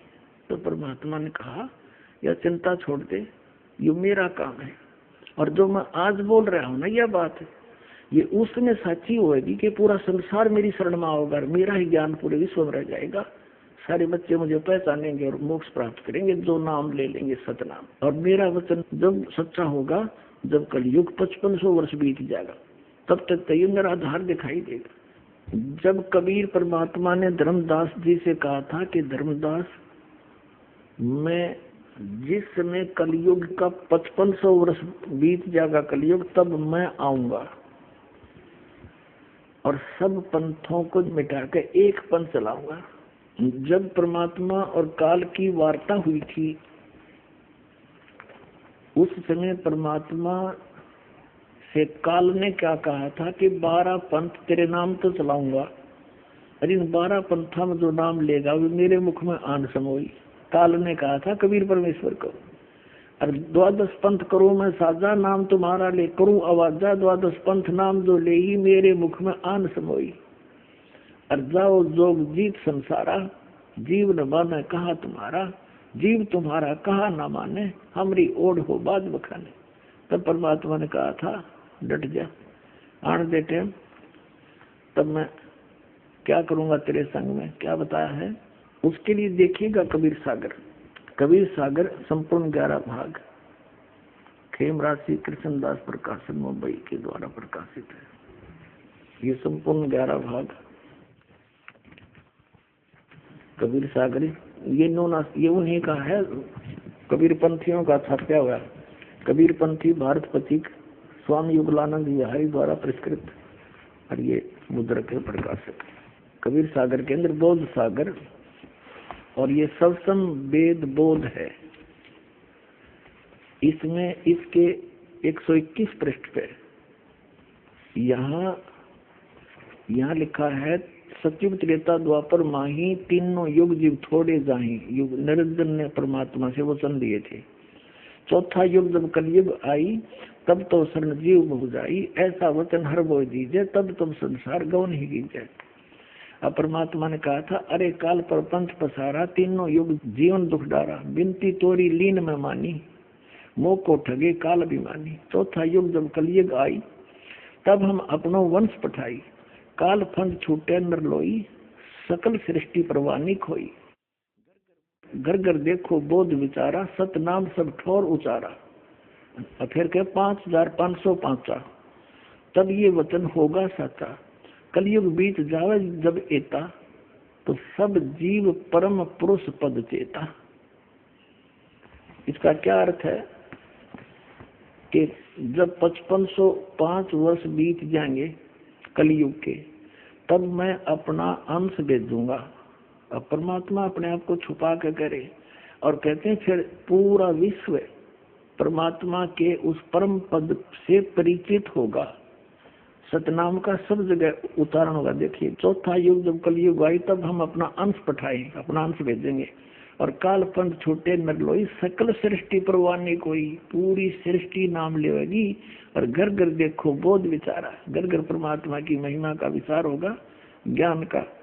और सतनाम सब ठोर उचारा, सब जगह सतनाम का दिया जाएगा, सब जाप क्रिया करेंगे। और 5505 जब ये वचन होगा सच्चा, कलयुग बीत जाए तब एता, सब जीव परम पुरुष पद चेता, यानी सभी जीव उस परमात्मा के परम पद के परिचित हो जाएंगे। अब पहले आपको दिखाते हैं वो 12 पंथ कौन कौन से हैं और कौन से पंथ में परमात्मा ने स्वयं आने के लिए कहा है। देखिएगा, ये है कबीर बानी नामक एक चैप्टर है, कबीर सागर में अध्याय है, बोध सागर खंड है, कबीर सागर ग्रंथ है, और कबीर बानी अध्याय है, इसके 136 पृष्ठ पे यहाँ देखिएगा। द्वादश पंथ चलो सो भेद, क्या बताया है कि द्वादश पंथ काल फुरमाना और भूले जीव न जाए ठिकाना, ताते आगम कह हम बाख्या वंश हमारा चूड़ामणि शाखा। प्रथम जग में जागो बरमावे, बिना भेद वो वंश चुरावे। दूसर सुरत गोपाल होई, अक्सर जो जोग दृढ़ावे सोई। तीसरा मूल निरंजन, चौथा पंथ टकसार और पांचवा पंथ बीज का लेखा। फिर सतनामी पंथ, फिर जीवा का पंथ, राम कबीर पंथ, फिर यो परम धाम की वाणी पंथ, ये चलेंगे। अब ये तो यहाँ इन्होंने प्रथम पंथ चूड़ामणि को नहीं दिखाया, प्रथम जागू दिखा दिया, ये गलत कर रखे ना। और यहाँ देखना, ये है बोध सागर का ही कबीर चरित्र बोध नामक ये चैप्टर है, अध्याय है। इसके एक 1870 पृष्ठ पे, ये 1870 पृष्ठ, यहाँ 12 पंथों को गद्य भाग में लिखा है। कबीर साहब के पंथों का वर्णन। प्रथम नारायण दास जी का पंथ लिख दिया इन्होंने, और दूसरा जागूदास, और यहाँ लिख रखा है न प्रथम जागूदास। देखो यहाँ इस कबीर बानी चैप्टर में 136 पृष्ठ पर प्रथम लिख दिया जागूदास, या चूड़ामणि को निकाल दिया, ये प्रथम चूड़ामणि है।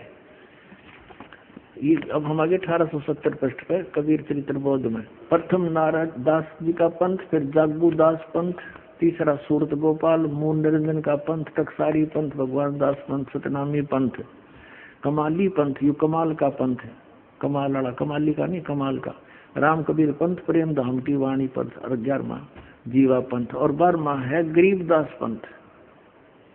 यू 12वां पंथ याद रखो, ये गरीबदास पंथ है, ठीक है। यहाँ क्लियर है गद्य भाग में, और ये है पद्य भाग कबीर वाणी 136 पृष्ठ पे, 136 पृष्ठ। अब यहाँ आगे हम फिर दोबारा, द्वादश पंथ काल फुरमाना, भूले जीव न जाओ ठिकाना।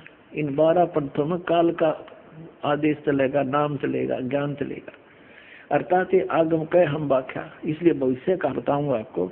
वंश हमारा चूड़ामणि शाखा, ये प्रथम चूड़ामणि है, इन्होंने गलत लिखा, थोड़ा सा फेर बदल बाद में किया है इन कबीर पंथियों ने। प्रथम जग में जागो बरमावे, जागो जोगो सूरत गोपाल वही है, टकसारी पंथ, फिर सारा ये सतनामी पंथ, और ये सारा वही है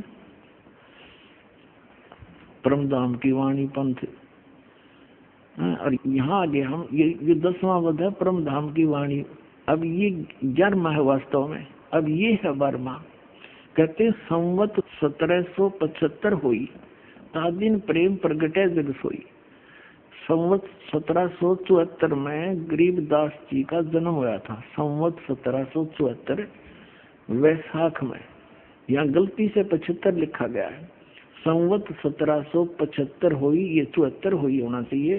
तादिन प्रेम प्रगट है जग सोई, 12वां पंथ का प्रवर्तक तब प्रगट होगा। आज्ञा रहे ब्रह्म बोध लावे, कोली चमार सब के घर खावे, यानी वो भेदभाव कम करेगा। साख हमारी ले जीव समझावे, असंग जन्म छोड़ नहीं पावे। 12वें पंथ प्रगट हो वाणी, शब्द हमारी की निर्णय ठानी। 12वें पंथ में, गरीबदास वाले पंथ में, मेरी महिमा की वाणी पुनः प्रगट होगी। पुण्यात्माओं, गरीबदास जी की वाणी में, क्योंकि परमात्मा मिले थे गरीबदास साहिब जी को, 10 वर्ष के बालक थे सुडानी गांव में, वहां से सतलोक लेकर गए थे धर्मदास जी की तरफ, फिर वहां पे छोड़ा था। परमात्मा को मालूम था कि 12 पंथा में कबीर पंथ के नाम से काल घुसेगा और नकली जान देगा, मेरे नाम का नामो निशान मिटा देगा ज्ञान का। तो अपनी प्यारी आत्मा गरीबदास जी को ले गए, फिर वापस गोवा बना कर छोड़ गए। उन्होंने उस वाणी का आंखों देखा हाल लिखा जो दास के पास लग गया। तो यहाँ क्या बताते हैं कि कबीर साहब ने कहा कि 12वें पंथ प्रगट हवा वाणी और शब्द हमारे का निर्णय ठानी। ये 12 अस्थिर घर का मरम ना पावे, ये 12 पंथ हमी को जावे।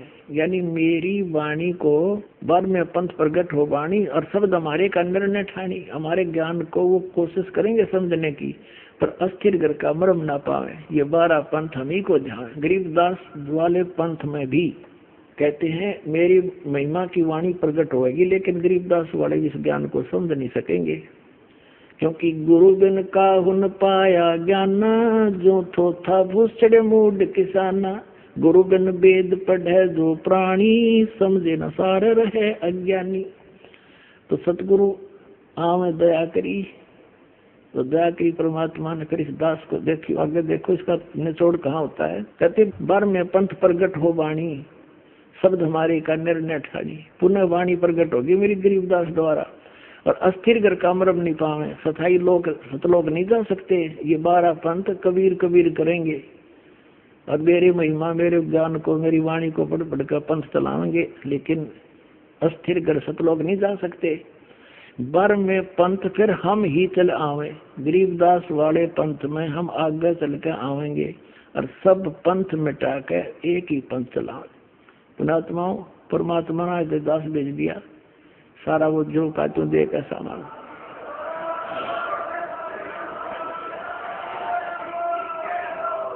और इस दास का निकास गरीबदास पंथ से है।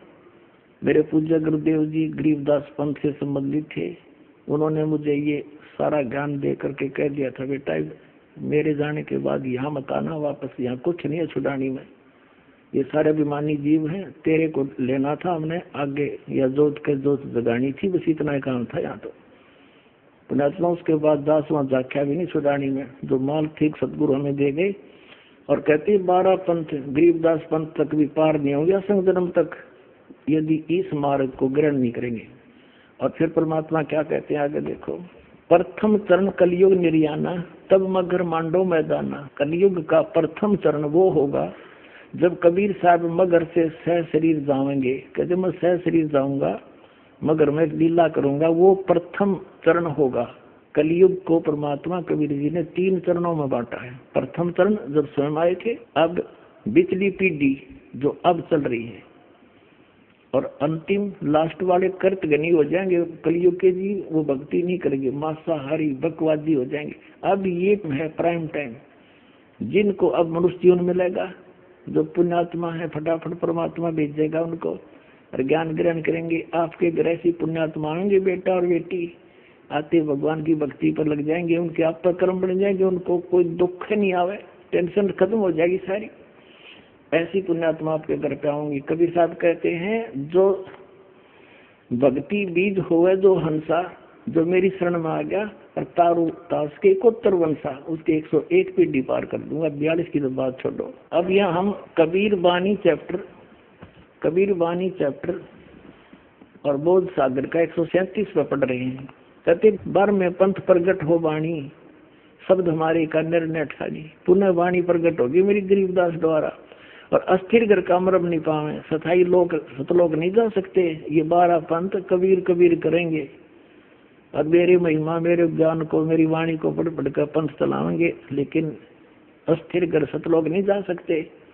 बर में पंथ फिर हम ही चल आवे, गरीबदास वाले पंथ में हम आगे चल के आवेंगे, और सब पंथ मिटा के एक ही पंथ चलावे।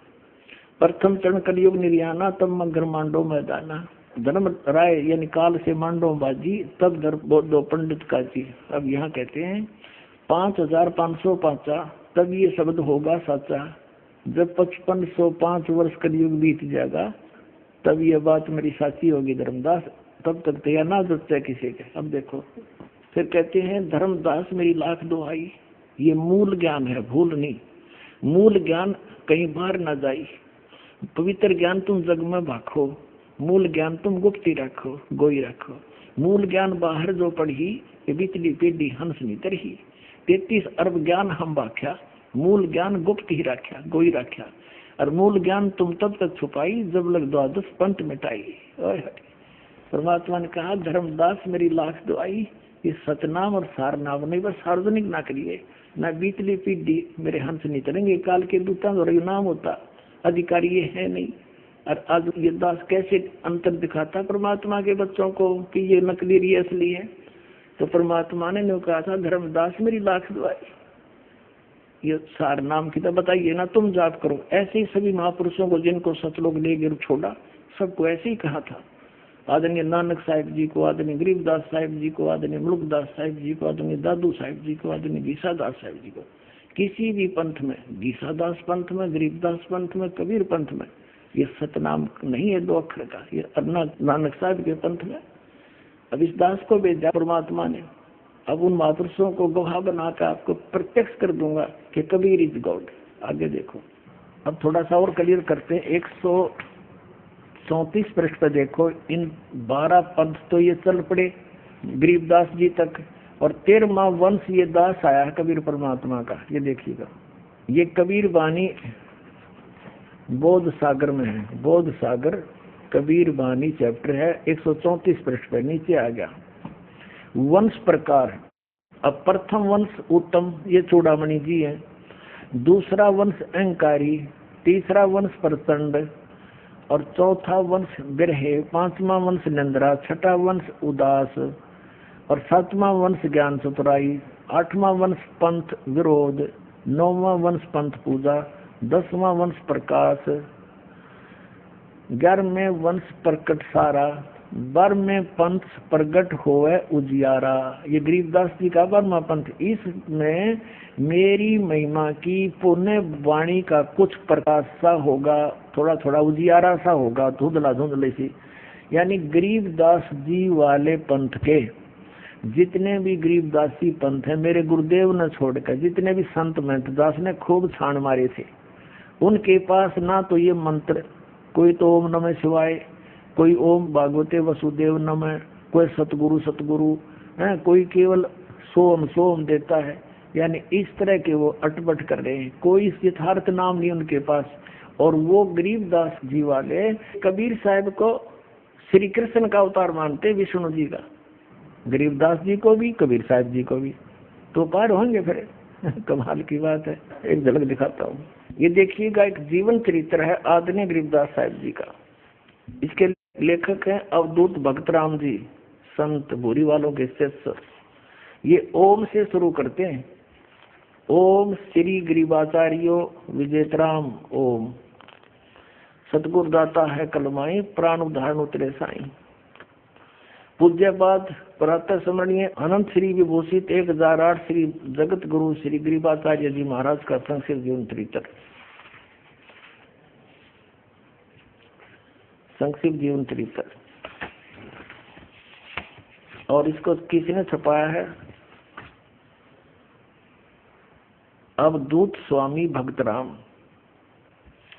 देखिएगा, इसके 2 भाग हैं। फर्स्ट भाग में ये भूमिका आदि है, इसमें भूमिका के अंदर इन्होंने 33 पृष्ठ पर, ये 32 पृष्ठ है इधर को, ये 33 पृष्ठ है इधर। इसमें क्या कहा कि सबसे पूर्व में एकमात्र निराकार ब्रह्म था। इसी को श्रुति भी बतलाती है कि सदैव सोम एतम अग्रम आसीत इत्यादि। ठीक है, और आगे दिखाते हैं आपको। अब सेकंड भाग में दिखाते हैं आपको जीवन चरित्र शुरू होता है गरीबदास जी महाराज का।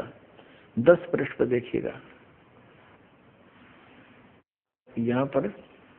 इसलिए भगवान श्री कृष्ण में अपनी भक्ति को स्थिर करके निश्चल मन से के द्वारा उन्हीं का श्रवण मनन कीर्तन ध्यान और पूजन आदि करना चाहिए, कहा भी है।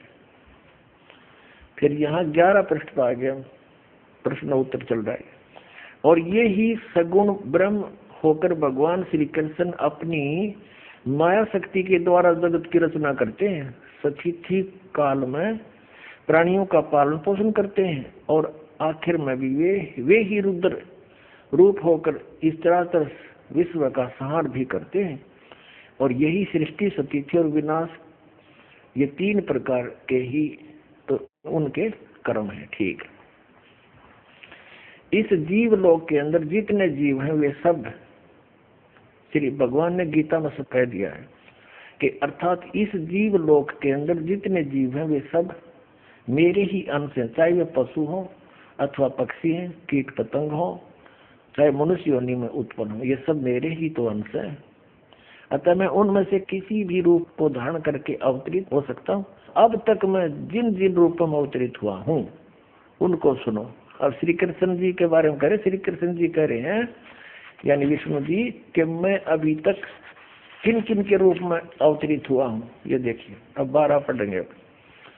जीवन चरित्र गरीबदास जी ये कहते हैं 1 नंबर पर अवतार हुआ हूँ सनकादिक अवतार, फिर वराह अवतार, नर नारायण अवतार, कपिल अवतार, नारद अवतार, यज्ञ अवतार, दत्तात्रेय अवतार, ऋषभ अवतार, मत्स्य अवतार, ऐसे नरसिंह अवतार, और फिर श्री कृष्ण अवतार और हरि अवतार, कबीर अवतार और गरीबदास अवतार और नानक अवतार।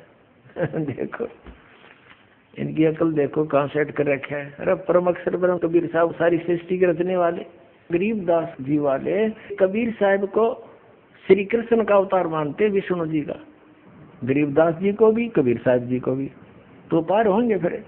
कमाल की बात है। उन आत्माओं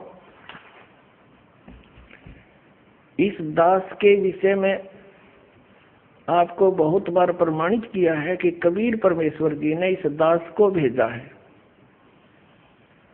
वो कंप्लीट कोर्स देकर संपूर्ण अध्यात्म ज्ञान, वो मूल ज्ञान है और सार शब्द।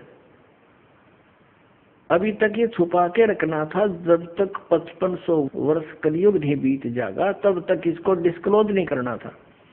और जब ये समय आया कबीर परमेश्वर जी ने दास को स्पेशल आदेश दिया, स्पेशल ला करके और कहा कि शुरू कर दे, मैं तेरे साथ रहूंगा, चिंता मत करना। अब समय आ गया इसको डिस्क्लोज करने का, तो वो अब डिस्क्लोज कर दियागा। अब कबीर साहब कहते हैं ये 12 पंथ हम ही को जावे, ये कबीर नाम से जो पंथ चल रहे हैं कबीर साहब को मानते हैं, लेकिन साधना ठीक नहीं है और अस्थिर घर का मरम नहीं पावे। वो कौन से? ये 12वां पंथ गरीबदास जी का पंथ है। और 12वें पंथ में गरीबदास वाले पंथ में कहा कि गरीबदास वाले पंथ तक के व्यक्ति उस सतलोक नहीं जा सकते, असंग जन्म छोड़ नहीं पावे। असंग जन्म तक गरीबदास पंथ के भी असंग जन्म तक सतलोक नहीं जा सकते, क्योंकि उनकी साधना गलत है। क्योंकि दास ने गरीबदास पंथ की पूरी पद्धति का पता है। उसमें क्या नाम देते हैं? सबसे ज्यादा गरीबदास पंथ का फैलाव श्री भूरी वाले महाराज जी से हुआ है, जो पंजाब रामपुर के रहने वाले थे। और वहां से वो विकसित हुए गरीबदास पंथ में किसी संत से। उन्होंने कठोर घोर तप किए, जैसे आम ऋषि महर्षि किया करते थे, और सोहम का जाप करते थे, 100 बार हम अंदर। गरीबदास पंथ में एक हांडी में 2 पेट किए जा रहे हैं। संतों को जो लाल कपड़े ले लेते हैं, संत बन जाते हैं, उनको देते सोहम नाम, वो भी 200 बाहर हम अंदर। और गृहस्थियों को देते हैं ओम भगवते वासुदेव नमः, या ओम नमः शिवाय, या सतगुरु सतगुरु। कमाल के आदमी हो। सबने जाना वही है, संतों ने भी वही जाना। वो भी तो इंसान है, वो कुछ से मिनिस्टर लाग गए एक लाल कपड़े पहन के, जब ज्ञान उनके पास है ही नहीं। और ऐसे गृहस्थी ने भी वही जाना है। तो दोनों की एक का साधना होती है। ये मूर्ख बना रहे हैं, इनने तो काम कर रखा है। एक व्यक्ति गाड़ी से उतरा, स्टेशन पर जाना था उसने आगे। उसने सोचा कुछ फल ले आता हूँ, वो थोड़ा आगे चला गया। तब तक वो गाड़ी चली गई, दूसरी गाड़ी वहीं आकर लग गई। उसने जाना था अमृतसर और वो गाड़ी लग गई बम्बई जाने वाली। जिस स्थान से उतरा था उसी स्थान पर जो कंपार्टमेंट लगा था उसी में चढ़ गया, और ऊपर की सीट पर बैठा था। रात का समय था, ऊपर वाली पर चढ़ गया। गाड़ी चल पड़ी। काफी दूर गाड़ी जाली, तब उसने नीचे वाले से पूछा कि आप कहाँ उतरोगे? जो उसकी सीट के नीचे बैठा था उसी कंपार्टमेंट में, वो नीचे वाला कहने लगा मैं बम्बई जाऊंगा। अब उसने जाना था अमृतसर दिल्ली से। अब उसको ये शंका हुई नहीं कि तू गाड़ी दूसरी में बैठ लिया। तो वो क्या कहता है, भाई साइंस ने बड़ी तरक्की कर दी, ऊपर वाला जा रहा अमृतसर, नीचे वाला जा रहा बम्बे। वाह भाई वाह। गरीबदास पंथ वाले ऐसी तरक्की कर रहे हैं, संत तो जपेंगे 100 बार करके हम अंदर, हर गृहस्थी जपो सतगुरु ओम नमः शिवाय, ओम भगवते वासुदेव नमः। खा के इनके पास अपना जीवन नाश कर दिया और दुनिया को डुबो दिया। तो समझदार ने इतना बतेरा संकेत, जब इनकी छुरी गलत है, प्रैक्टिकल कैसा होगा, वो भी सही होगा। ये ब्रह्म को कंप्लीट गॉड मानते हैं, ब्रह्म को पूर्ण परमात्मा मानते हैं, यानी सबसे पहले ब्रह्म था। अरे ब्रह्म तो काल है, पर ब्रह्म यो अक्षर पुरुष है और परम अक्षर ब्रह्म, गीता जी अध्याय नंबर 8 के श्लोक नंबर 3 में जिसके विषय में कहा है, वो है पूर्ण परमात्मा, वो सत्य पुरुष है, वो कबीर जी है। हमने प्राप्ति करनी है उस परम अक्षर ब्रह्म की, और ये अटके पड़े ब्रह्म पे।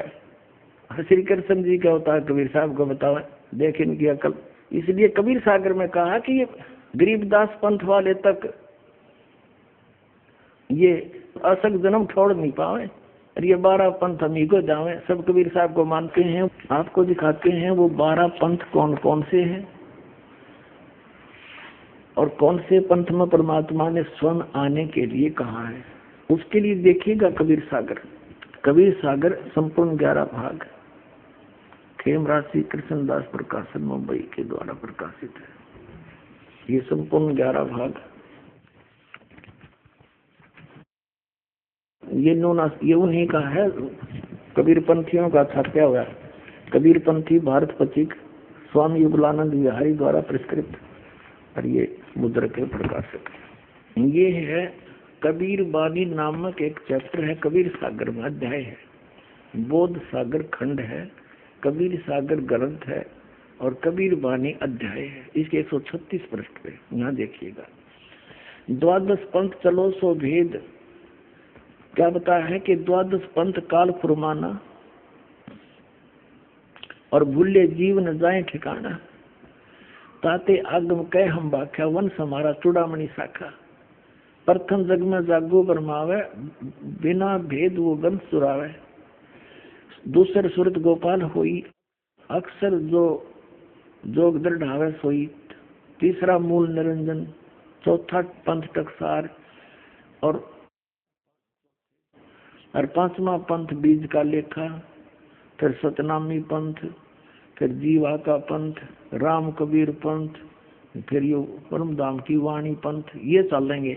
अब ये तो यहाँ इन्होंने प्रथम पंथ चूड़ामणि को नहीं दिखाया, प्रथम जागू दिखा दिया, ये गलत कर रखा ना। और यहाँ देखना, ये है बोध सागर का ही कबीर चरित्र बोध नामक ये चैप्टर है, अध्याय है। इसके एक 1870 पृष्ठ पे, ये 1870 पृष्ठ, यहाँ 12 पंथों को गद्य भाग में लिखा है।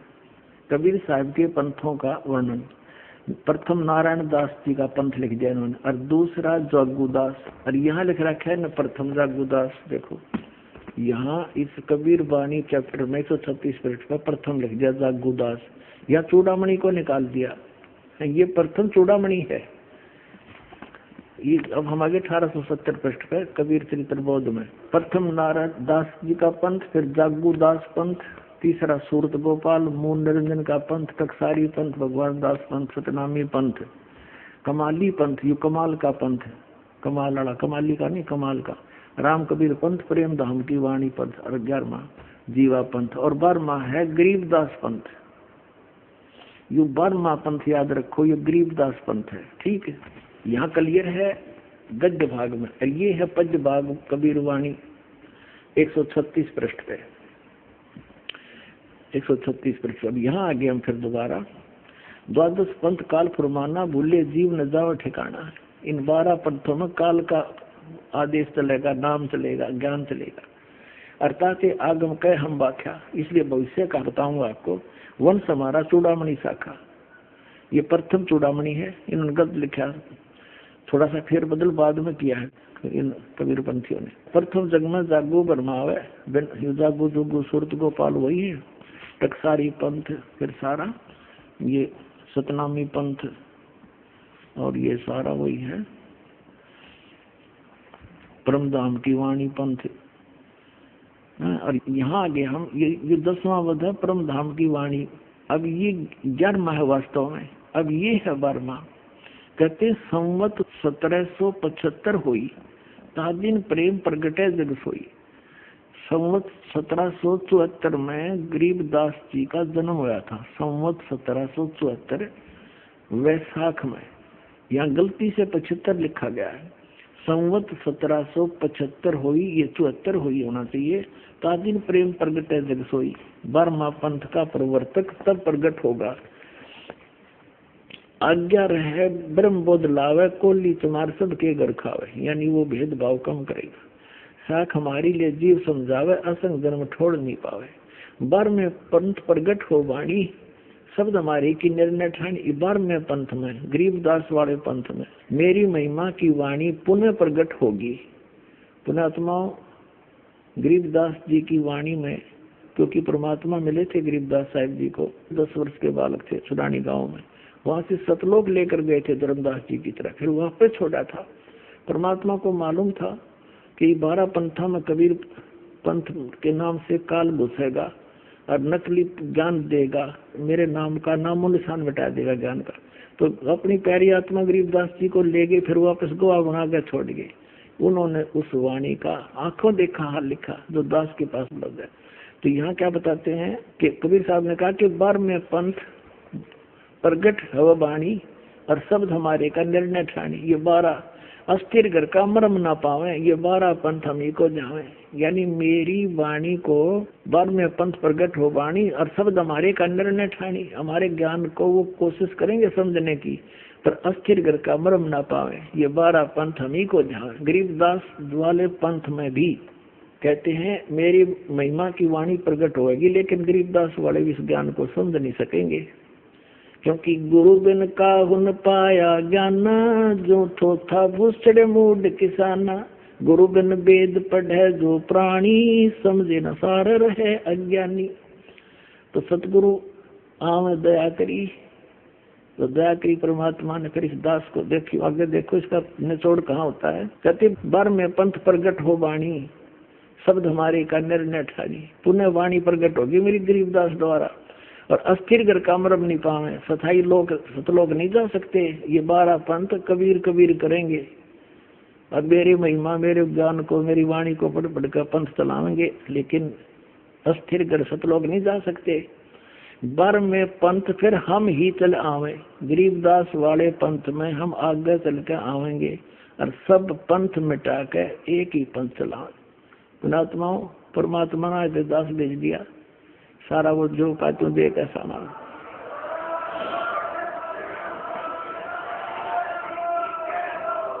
और इस दास का निकास गरीबदास पंथ से है। मेरे पूज्य गुरुदेव जी गरीबदास पंथ से संबंधित थे। उन्होंने मुझे ये सारा ज्ञान दे करके कह दिया था, बेटा मेरे जाने के बाद यहाँ मत आना वापस, यहाँ कुछ नहीं है छुड़ानी में, ये सारे अभिमानी जीव हैं, तेरे को लेना था हमने आगे, या जोत के जोत जगानी थी, बस इतना ही काम था यहाँ। तो पुण्यात्मा उसके बाद 10वां जाख्या भी नहीं छुड़ानी में, जो माल ठीक सतगुरु हमें दे गए। और कहते 12 पंथ गरीबदास पंथ तक भी पार नहीं होंगे असंग जन्म तक, यदि इस मार्ग को ग्रहण नहीं करेंगे। और फिर परमात्मा क्या कहते हैं आगे देखो।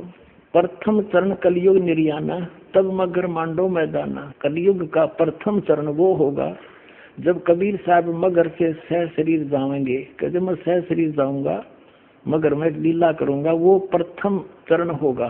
कलयुग को परमात्मा कबीर जी ने 3 चरणों में बांटा है। प्रथम चरण जब स्वयं आए थे, अब बिचली पीढ़ी जो अब चल रही है, और अंतिम लास्ट वाले कर्तगनी हो जाएंगे कलयुग के जी, वो भक्ति नहीं करेंगे, मांसाहारी बकवादी हो जाएंगे।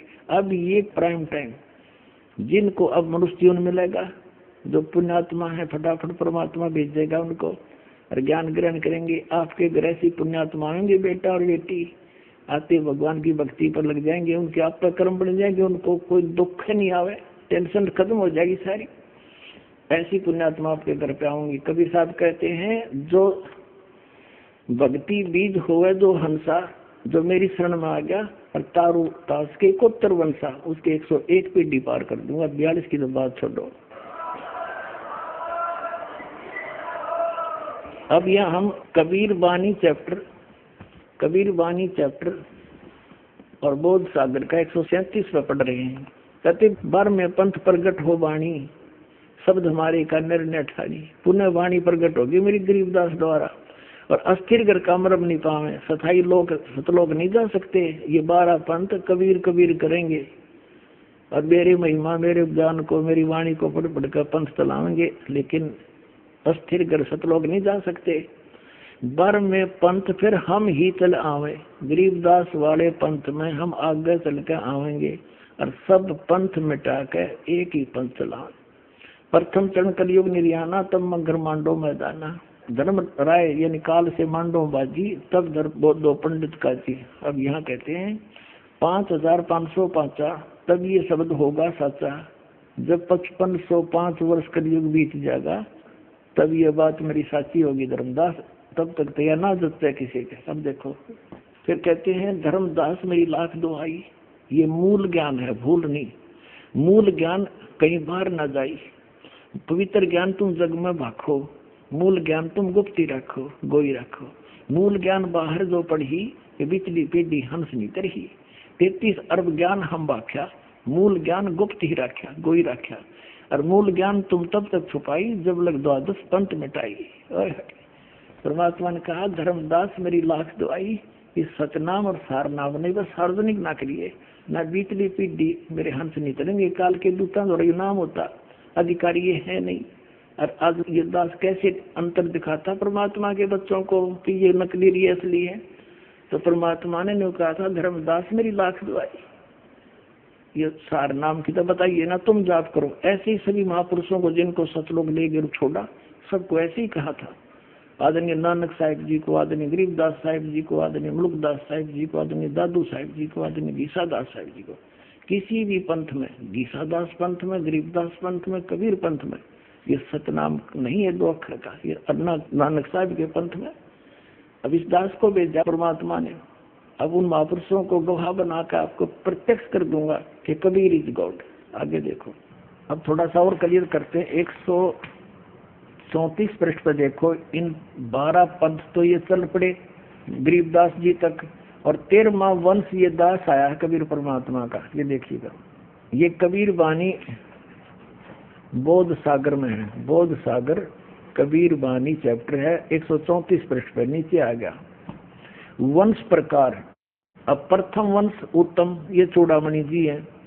दूसरा वंश अहंकारी, तीसरा वंश प्रचंड, और चौथा वंश बिरहे, 5वां वंश निंद्रा, 6वां वंश उदास, और 7वां वंश ज्ञान चतुराई, 8वां वंश पंथ विरोध, 9वां वंश पंथ पूजा, 10वां वंश प्रकाश, 11वें वंश प्रकट सारा, 12वें पंथ प्रगट होवे उजियारा। ये गरीबदास जी का 12वां पंथ। इसमें मेरी महिमा की पुण्य वाणी का कुछ प्रकाश सा होगा, थोड़ा थोड़ा उजियारा सा होगा, धुंधला धुंधले सी।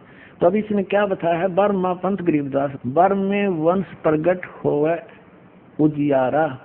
जैसे कहा था ना 12वें पंथ मेरी प्रगट हुआ वाणी, ये अगले पृष्ठ पे है, वो तो 134 पे 137 पे। 12वें पंथ प्रगट हुआ वाणी, शब्द हमारे का निर्णय ठानी। और 12वें पंथ में फिर हम ही चलावे और सब पंथ मिटा के एक पंथ चलावे। अब यहाँ हम फिर आगे 134 पे, अब यहाँ पढ़ते पढ़ते आ रहे हम कबीर वाणी में नीचे। अब 12वें शब्द प्रगट हुआ उजियारा, यानी मेरी महिमा की वाणी में कुछ कुछ ज्ञान होगा कबीर साहब मेरा बारे में। और 13वें वंश मिटे सकल अंधियारा। अभी 13वां वंश ये दास है, अब सारा अंधेरा हट जाएगा, एक कबीर साहब भगवान रह जाएगा पूरे विश्व में। जब कबीर परमात्मा ने धर्मदास जी से कहा था कि धर्मदास मैं जिस समय कलयुग का 5500 वर्ष बीत जाएगा कलयुग, तब मैं आऊंगा और सब पंथों को मिटा के एक पंथ चलाऊंगा। उसके लिए देखिएगा सौसम वेद बोध कबीर सागर में, कबीर सागर संपूर्ण 11 भाग, खेमराज श्री कृष्णदास प्रकाशन मुंबई के द्वारा प्रकाशित है। ये संपूर्ण 11 भाग कबीर सागर, ये उन्हीं का है, कबीर पंथियों का छापा हुआ। कबीर पंथी भारत पथिक स्वामी युगलानंद विहारी द्वारा परिष्कृत, और ये मुद्रक के प्रकाशक। जब परमात्मा और काल की वार्ता हुई थी, उस समय परमात्मा से काल ने क्या कहा था कि 12 पंथ तेरे नाम तो चलाऊंगा, और इन 12 पंथा में जो नाम लेगा वो मेरे मुख में आन समोई। कबीर साहब ने कहा था 12 पंथ करूं मैं साजा, और नाम तुम्हारा ले करूं आवाजा। काल ने कहा था कबीर परमेश्वर को, और 12 पंथ करूं मैं साजा, नाम तुम्हारा ले करूं आवाजा। 12 पंथ नाम जो ले ही मेरे मुख में आन समोई। और जाओ जोग जीत संसारा, जीव न माने कहा तुम्हारा, जीव तुम्हारा कहा न माने, हमरी ओढ़ हो बाद बखाने। तब परमात्मा ने कहा था डट जा, आन दे टाइम, तब मैं क्या करूंगा तेरे संग में। क्या बताया है ये देखिएगा। बोध सागर, कबीर सागर के अंदर बोध सागर, और ये सबसम वेद बोध है। इसमें इसके 121 पृष्ठ पे यहाँ लिखा है, सतयुग त्रेता द्वापर माही, तीनों युग जीव थोड़े जाही। युग निरंजन ने परमात्मा से वचन दिए थे। चौथा युग जब कलयुग आई, तब तो शरण जीव बहु जाई, ऐसा वचन हर बोल दीजिए, तब तुम संसार गौन ही कीजिए। अब परमात्मा ने कहा था, अरे काल पर पंथ पसारा, तीनों युग जीवन दुख डारा, बिनती तोरी लीन में मानी, मोह को ठगे काल अभिमानी। चौथा युग जब कलयुग आई, तब हम अपनो वंश पठाई, काल फंद छूटे नर लोई, सकल सृष्टि परवानी खोई। घर घर देखो बोध विचारा, सत नाम सब ठोर उचारा। फिर के 5505, तब ये वचन होगा सच्चा, कलयुग बीत जावे जब एता, तो सब जीव परम पुरुष पद चेता। इसका क्या अर्थ है कि जब 5505 वर्ष बीत जाएंगे कलयुग के, तब मैं अपना अंश भेजूंगा। अब परमात्मा अपने आप को छुपा कर करे, और कहते हैं फिर पूरा विश्व परमात्मा के उस परम पद से परिचित होगा,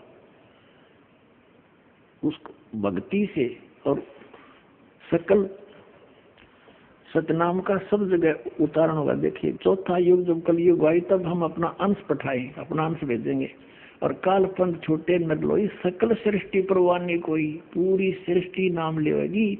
और घर घर देखो बोध विचारा, घर घर परमात्मा की महिमा का विचार होगा, ज्ञान का। और सतनाम सब ठोर उचारा, सब जगह सतनाम का दिया जाएगा, सब जाप किया करेंगे। और कलयुग 5505, जब ये वचन होगा सच्चा, कलयुग बीत जाए तब एता, सब जीव परम पुरुष पद चेता, यानी सभी जीव उस परमात्मा के परम पद के परिचित हो जाएंगे।